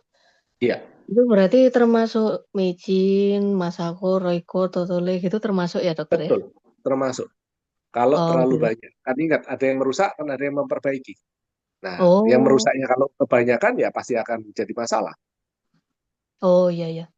Terus ini dokter, salah satu dari penyebab dari sinyal-sinyal ginjal yang disebutkan tadi, saya tuh sering sakit kepala kalau ada perubahan suhu udara. Jadi biasanya kalau panas, entah itu di dalam ruangan atau di luar ruangan itu langsung kepala itu rasanya udah pusing sampai pundak. Terus kadang sampai mual juga. Nah, Betul. kalau dulu sih saya minumin paracetamol dokter sebelum saya kenal Nutrilite supaya cepet hilang. Cuman Iya. suatu hari pernah nggak hilang meskipun sudah saya minumin paracetamol sampai 2 hari. Baru hilangnya itu ternyata setelah saya makanin es krim dokter. Jadi saya kira waktu itu, oh ini mungkin tubuh saya kepanasan aja, mungkin perlu didinginkan. Mungkin waktu Iya, itu saya ngiranya gitu, tapi ternyata itu sinyal ginjal ya dokter ya? betul. Dan kalau diterusin dengan es krim berbahaya. Oh gitu ya? Apalagi terus nanti pakai air es, berbahaya lagi. Mandi air dingin, berbahaya lagi karena bisa stroke. Oh, Karena kalau kita kepanasan, minumnya adalah air putih biasa atau air putih hangat yang biasa, suam-suam kuku begitu aja. Tidak boleh yang panas, tidak boleh yang dingin. Karena kalau kita konsumsi yang dingin, nah itu bisa berbahaya. Karena nanti ini panas sekali, jamnya jam 12, jam 1 begitu. Nah Ya. dari luar kita kepanasan, langsung masuk kamar mandi, mandi air dingin gitu. Nah itu Ya. bahaya, bisa stroke itu, pecahnya pembuluh darah. Kalau pembuluh darahnya nggak kuat, karena perubahan suhu tidak bisa langsung mendadak. Ya, karena tidak bisa harus mendadak. Kalaupun kita mau mandi, mau berkeringat seperti apapun, coba disesuaikan dulu dengan suhu ruang yang ada di tempat kita tinggal dulu. Dari situ, 10-15 menit kemudian, setelah sesuai, baru kita bisa mandi. Jadi tidak boleh langsung. Demikian juga, waduh panas, langsung mengambil air es kita konsumsi gitu ya. Kalau pembuluh darah kita nggak kuat, ya pecah. Maka itu juga jadi kalau kita kekurangan cairan ya head stroke ya, kita pingsan karena Ya. kekurangan cairan karena udara panas. Nah, apa solusinya pada waktu sakit kepala seperti itu?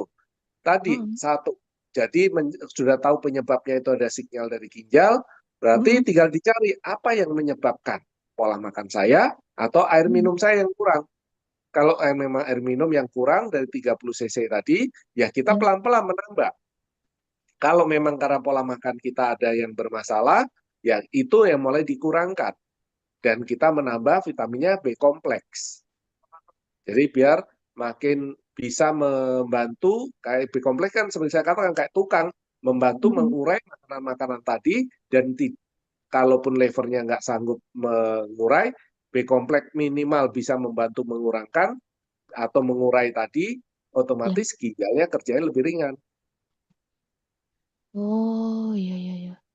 Ya, jadi kembali Bapak Ibu, jangan sekali-sekali untuk mandi air dingin di saat kita berkeringat atau udara sangat panas.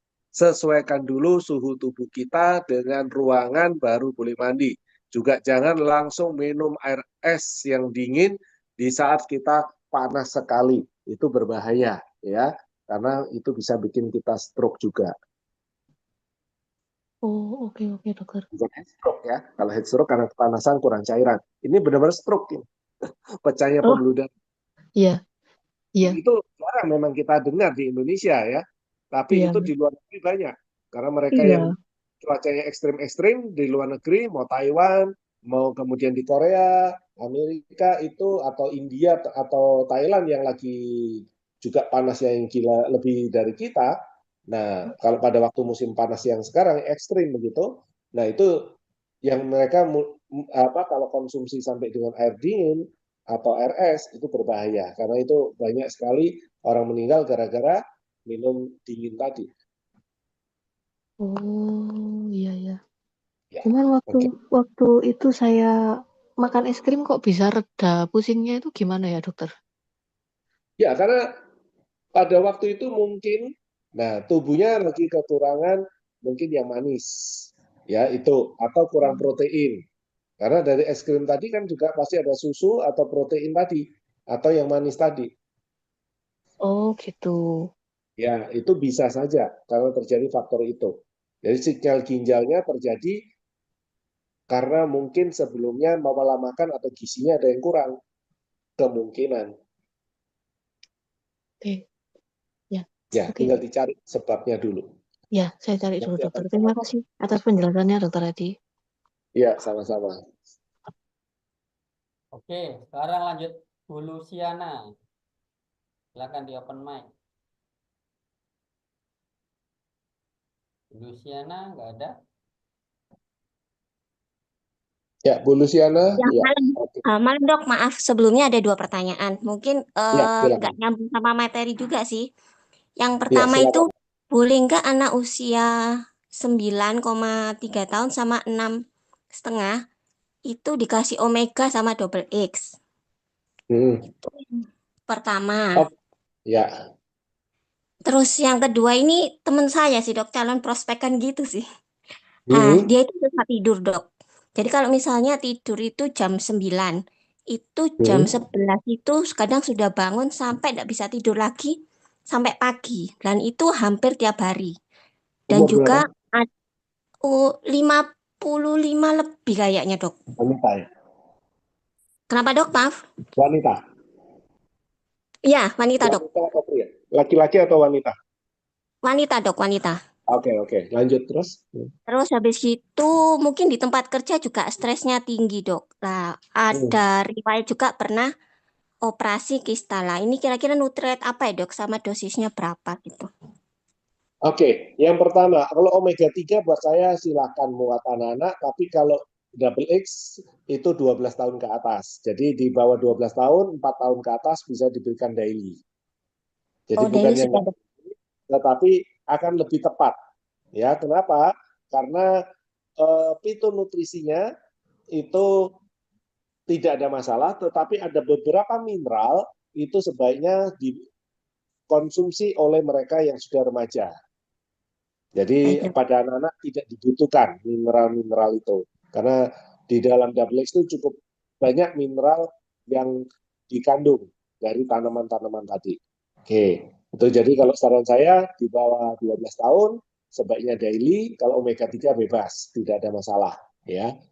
Ya, Nah, baik. kemudian kalau tadi buat ibu tadi, ya mesti dicari sebabnya kenapa. Salah satu penyebabnya kemungkinan besar, apalagi pernah punya kista, kemudian stresnya berat, kalau melihat data seperti itu, kemungkinan besar adalah hormonalnya yang mulai nggak bagus.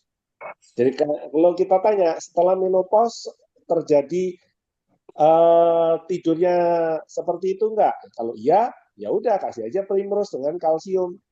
Tetapi kalau dari sebelum menopause sudah seperti itu, ya bisa juga ditambahkan vitamin E, Wijen E karena dia stres berat, ya ditambahkan Wijen E dengan Kalmak. Itu untuk membantu supaya dia lebih rileks, ya. Rileks otot-ototnya, rileks pikirannya, itu kita bisa gunakan Wijen E. Tetapi kalau memang sudah menopause, bisa menggunakan Primrose.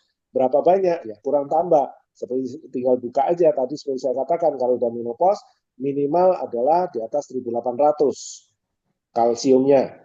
Nah, kalau untuk prospek dijelasin suruh konsumsi 9 ke atas, ya pasti nangis ya. Artinya bukan nangis gitu. Pasti takut, wah kok banyak ginjal saya. Ya. Nah, karena itulah kenapa kita perlu dia juga undang aja untuk ikut training. Itu salah satunya. Kemudian Primrose ini adalah untuk membantu membalance hormon. Kalau memang karena ibu yang sudah menopause akan menjadi sedikit kekacauan hormonal, akan mudah bad mood, akan mudah tidak nyaman tubuhnya. Nah, Primrose ini akan membantu. Dimulai dengan 3x1, kalau nggak bisa ada efek dalam waktu 1-2 minggu, 3x2, dan seterusnya naik sampai tubuhnya merasa nyaman.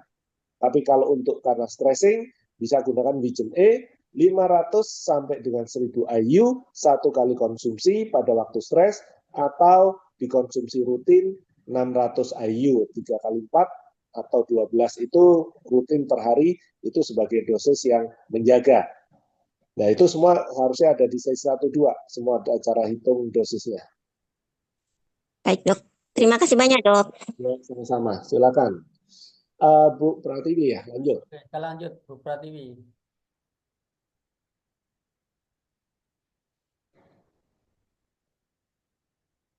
Silakan di open mic.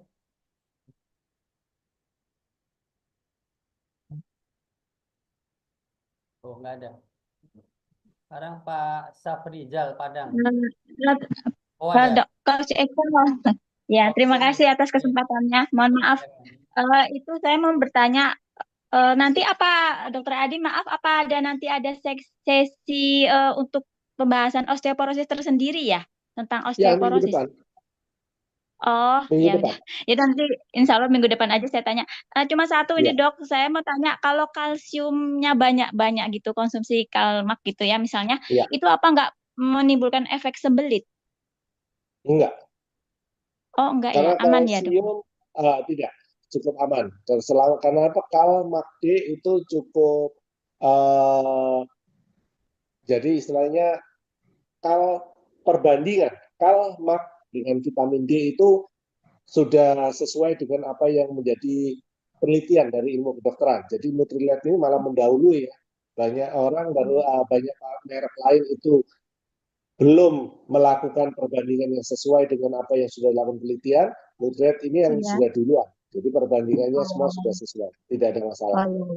Oke. Ya soalnya kan pelanggan berotot saya baru mengalami operasi ambeien gitu kan. Kemudian dia juga mengalami osteoporosis. Kemudian kan saya ada kasih saran untuk konsumsi Kalmak gitu kan. Cuman dia takut nanti nggak bikin sembelit kayak gitu. Konsumsinya berapa sih yang aman seperti itu karena dia ada riwayat ambeien.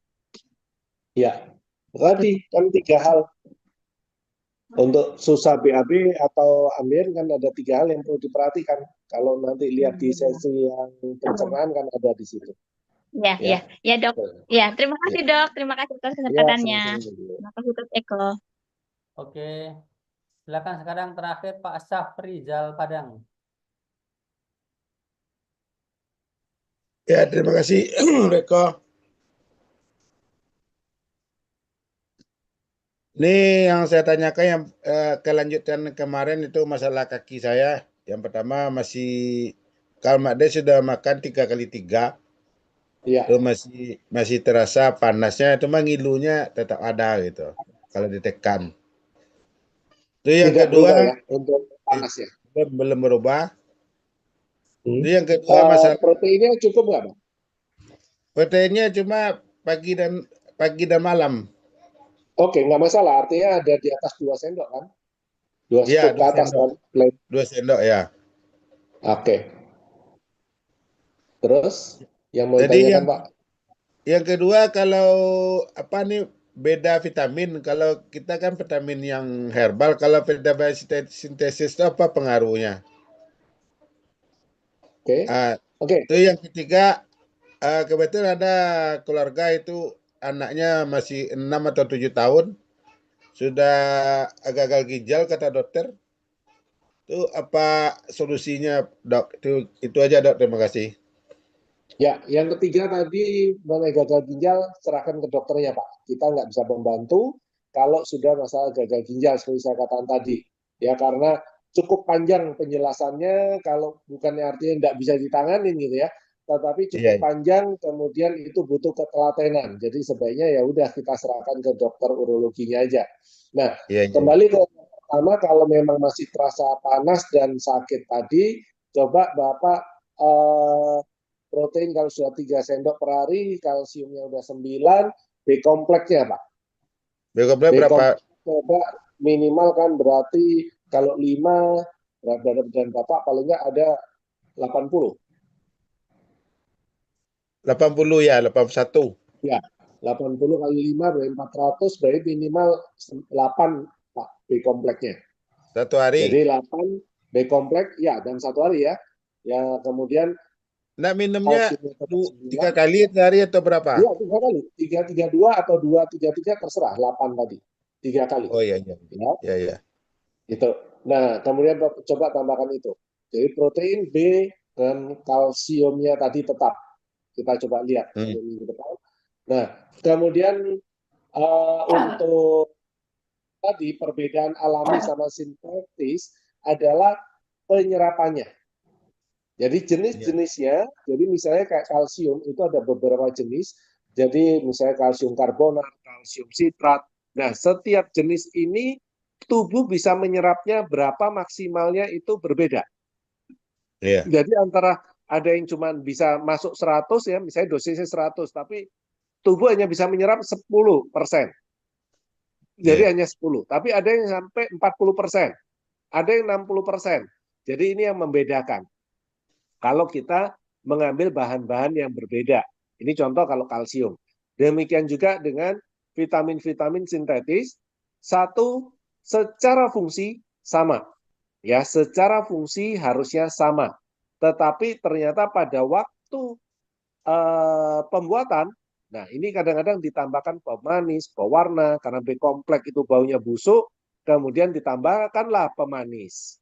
Karena itu kalau Bapak mau lihat semua multivitamin, pasti ada solut gulanya.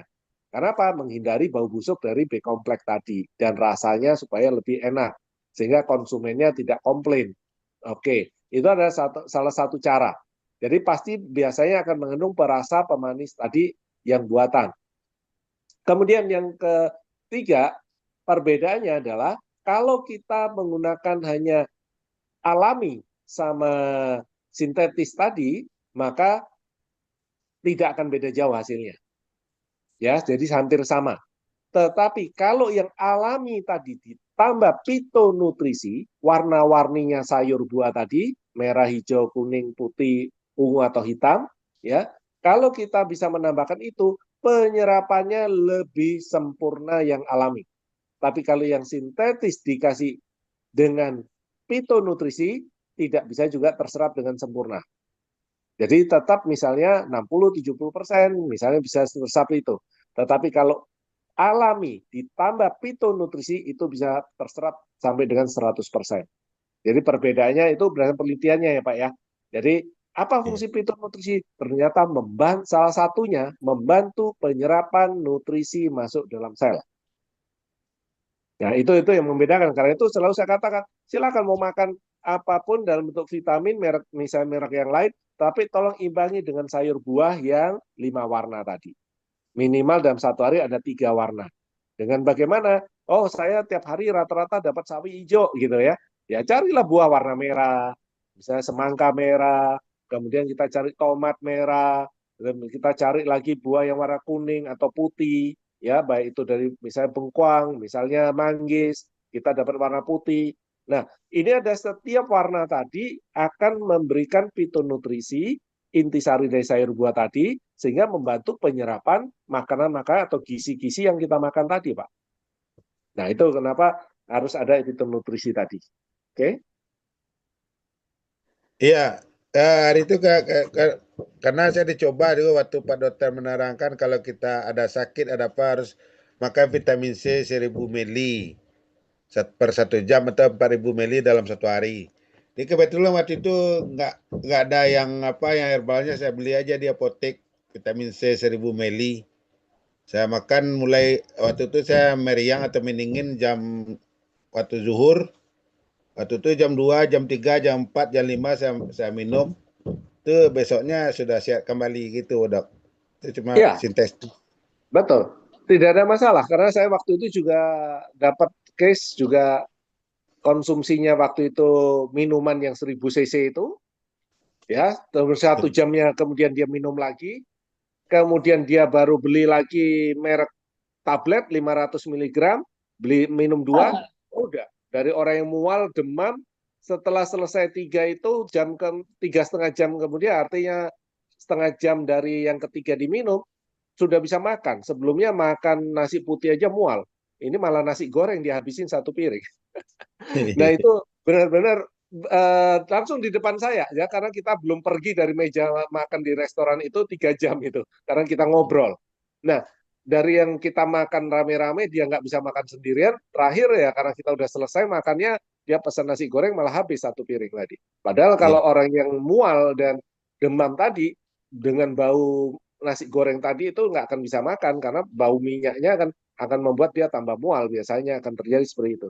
Dan itu benar-benar memang apapun mereknya bisa, cuma ya tadi karena dia mengandung pewarna, perasa, jangka panjang akan jadi masalah. Tapi kalau sekali-sekali ya silakan aja, nggak ada masalah. Karena tubuh kan bisa membuang nanti. Yang penting kan kita nggak tiap hari konsumsi itu. Oke, semoga bisa membantu ya Pak. Ini 2 lagi ya terakhir ya. Jangan present lagi, ini terakhir karena waktunya udah jam 9 lebih. Lanjut present kita bisa dibantu. Pak Muhiban, silakan Pak Muhiban. Ya, mungkin Pak Syaf ini masih ada yang mau ditambah. Silakan Pak. Jadi yang vitamin C-nya kan tidak ada rasa, tidak ada pewarnanya. Itu katanya sintetis itu, Pak. Ya, makanya saya bilang tadi, nggak ada masalah Pak. Yang termasuk yang ada pewarna pun nggak ada masalah, tetap memberikan efek untuk yang demam tadi. Tetapi kan ada sampah setelah itu untuk harus dibereskan oleh liver dan ginjal kita. Hanya itu aja. Selama nggak ada ya aman aja. Oke, silakan Pak Muhiban. Ya, terima kasih, Dok. Izin bertanya, Dok. Ya, silakan Pak. Nah, ini belum lama ini saya sering sakit pinggang. Lalu saya konsul ke dokter, lalu dicek ronsen, ternyata ginjal saya bermasalah, terdapat batu ginjal. lalu mau diambil tindakan operasi, tetapi dicek HB saya rendah. Bagaimana untuk menormalkan HB saya, Dok? Nah, 2, apakah ada solusinya tanpa harus operasi? Gitu aja, Dok. Oke. HB adalah sel, Pak, sel darah, ya. Jadi otomatis yang perlu dimakan apa? Protein, B kompleks, kalsium, vitamin C, itu akan meningkatkan HB. Jadi banyak makan ikan, daging, telur, susu, kacang-kacangan itu sumber protein, usahakan tidak digoreng, kemudian ditambah sayur buah atau vitamin B kompleks, kemudian tambahkan buah-buahan yang banyak mengandung vitamin C, apakah pepaya, guava, nah itu lebih sering, tambahkan mau nggak mau untuk kalsium itu tambah dari suplemen, itu dalam berapa hari harusnya HB akan mulai meningkat. Jadi biasanya di atas 3 atau 3 sampai 5 hari kemudian itu HB akan meningkat. Nah, kemudian kalau memang batu ginjal bisa nggak dengan suplemen? Ini tadi kan sudah ada ya di materi tadi itu ada untuk batu ginjal. Jadi kita yang utama apa? B kompleks, kemudian protein, terus kemudian lecithin. Nah, itu yang utama. Tetapi kalau memang mau ambil tindakan silakan. Tapi kembali, kalaupun sudah diambil tindakan, dicari dulu juga penyebabnya. Apa yang menyebabkan batu ginjal? Apakah asam urat? Apakah karena tidur malam? Apakah karena air minum? Atau yang lainnya. Jadi itu kalau sudah tahu penyebabnya, hindari penyebab-penyebab tadi, supaya 2-3 tahun akan datang, ya tidak muncul lagi batunya. Sering minum obat kimia, Dok, bertahun-tahun. Ya, itu yang mulai dikontrol, Pak. Jadi Ya. benar-benar harus sesuai resep. Jadi hindarin kalau tidak penting, tidak perlu sekali, jangan konsumsi. Istilahnya seperti itu. Kecuali memang sesuai resep ya. Ini kimia apa? Anti nyeri dan antibiotik dan sama Dexa. Itu aja. Ya, itu yang terlalu banyak, Pak. Itu kalau memang sesuai dosis silakan atau resep ya. Tapi kalau konsumsi sendiri sebaiknya hindari. Cari penyebabnya, kenapa dia bengkak, kenapa jadi nyeri atau sakit, ya otomatis itu bisa kita hindarin dan tidak perlu konsumsi obat tadi. Ya. Ya udah gitu aja, Pak. Dok, terima Ya. kasih. Oke, sama-sama, Pak. Ya, silakan Ibu. Terakhir Bu Mila ya, silakan. Bu Mila. Baik, begini Dok, saya mau tanya. Saya kan dulu pernah bertanya kepada Mbak Resti ya, yang dari MW itu tentang, kan ada salah satu teman saya itu anaknya ada ada gangguan ginjal gitu.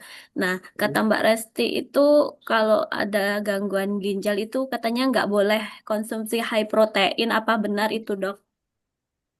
Gangguan ginjalnya kenapa dulu, Bu?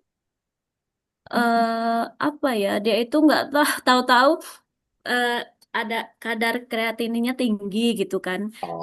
Pas anaknya tuh kan waktu itu matanya bermasalah, mau operasi di mata. Ketika mau dioperasi, pas dicek lebih lanjut, ternyata kadar kreatininnya tinggi. Ternyata baru ketahuan kalau ada kelainan ginjal gitu. Ada sumbatan atau gimana gitu. Iya, makanya kalau memang high protein, buat saya tidak ada masalah selama dia masih bisa makan daging. Lebih bagus, bahkan high protein dibanding daging tadi, tetapi jumlahnya harus terukur. Karena itu selalu saya katakan tadi, tanya kepada dokternya berapa persen yang boleh dikonsumsi untuk protein. Jadi termasuk nanti mengukur dari mana, daging, ikan, tahu, tempe tadi, itu juga sumber protein. Kalau itu aja boleh makan, ya pasti high protein lebih aman. Yang all plant ya, itu sangat aman gitu. Kalau yang berasa, ya kan kita lihat lagi, karena di situ mengandung gula juga. Kita harus melihat lagi dari kondisi orang tadi atau pasien tadi. Tapi all plant pasti aman. Kalau pasien tadi masih bisa. Jadi orang gagal ginjal boleh nggak makan protein all plant? Buat saya tidak ada masalah. Ya selama terukur. Yang menjadi masalah adalah tidak terukur. Kedua, kalau pasiennya tadi tidak belajar, nah akan jadi mikir, ini nanti naik gara-gara apa yang saya minum nih, all plant apa protein nih, gara-gara ini, maka saya naik semua nih, ginjal saya lebih parah. Nah, padahal dia mungkin lupa bahwa dia makannya lagi nggak benar gitu.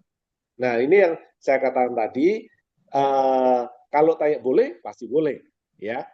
Karena dia pasien dalam kondisi apapun kan pasti makan. Dan makan itu pasti ada daging, ikan, tahu, tempe. Protein, nutrien itu lebih bagus secara kualitas. Oke. Jadi kalau untuk anak 11 tahun itu sebaiknya ukuran takaran high Tanya proteinnya itu dokternya dulu, berapa? kalau punya masalah dengan ginjal, Bu. Berapa persen bolehnya?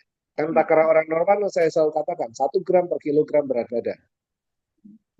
Dan Baik. ingat itu sebagai suplemen ataupun sebagai makanan kan harus dihitung. Berapa on dia makan, berapa berat badannya, kan menghitung semua dari sana. Kalau Ibu belum pernah ikut yang sesi 1, 2, 3, nah coba Baik. nanti ditanya ke coach, nanti di materi-materi itu ada semua Ikut, cara Dok. menghitungnya. Oke, baik.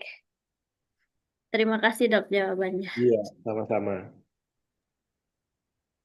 Baik, sepertinya udah cukup Pak Dokter Ya, untuk sesi malam hari ini. Untuk sesi minggu depan masih hari yang sama, Dokter? ya sama. Selasa masih oke. Oh, oke, masih sama ya. Oke, Iya. berarti nanti masih hari Selasa. Teman-teman, kita bertemu lagi hari Selasa minggu depan untuk sesi ke-14, Dokter ya? Iya, Oke, 14. untuk sesi ke-14. Ya, harusnya sih hormon, tapi saya berpikir karena ini berhubungan dengan ginjal, kita yang osteoporosis saya majukan dulu. Baru setelah itu baru hormon. Oh, jadi tema minggu depan osteoporosis Ya, ya? osteoporosis. Ya. Oke. Osteoporosis dan saraf terjepit semua itu ada di situ. Oke, baik teman-teman semua, kita ketemu lagi minggu depan dengan tema osteoporosis. Terima kasih Pak Dokter atas materi malam hari ini dan sampai ketemu minggu depan teman-teman semua. Kita ucapkan terima kasih ke Dokter Adi dan selamat malam teman-teman. Ya, malam. Terima kasih semuanya. Terima kasih Dokter Adi.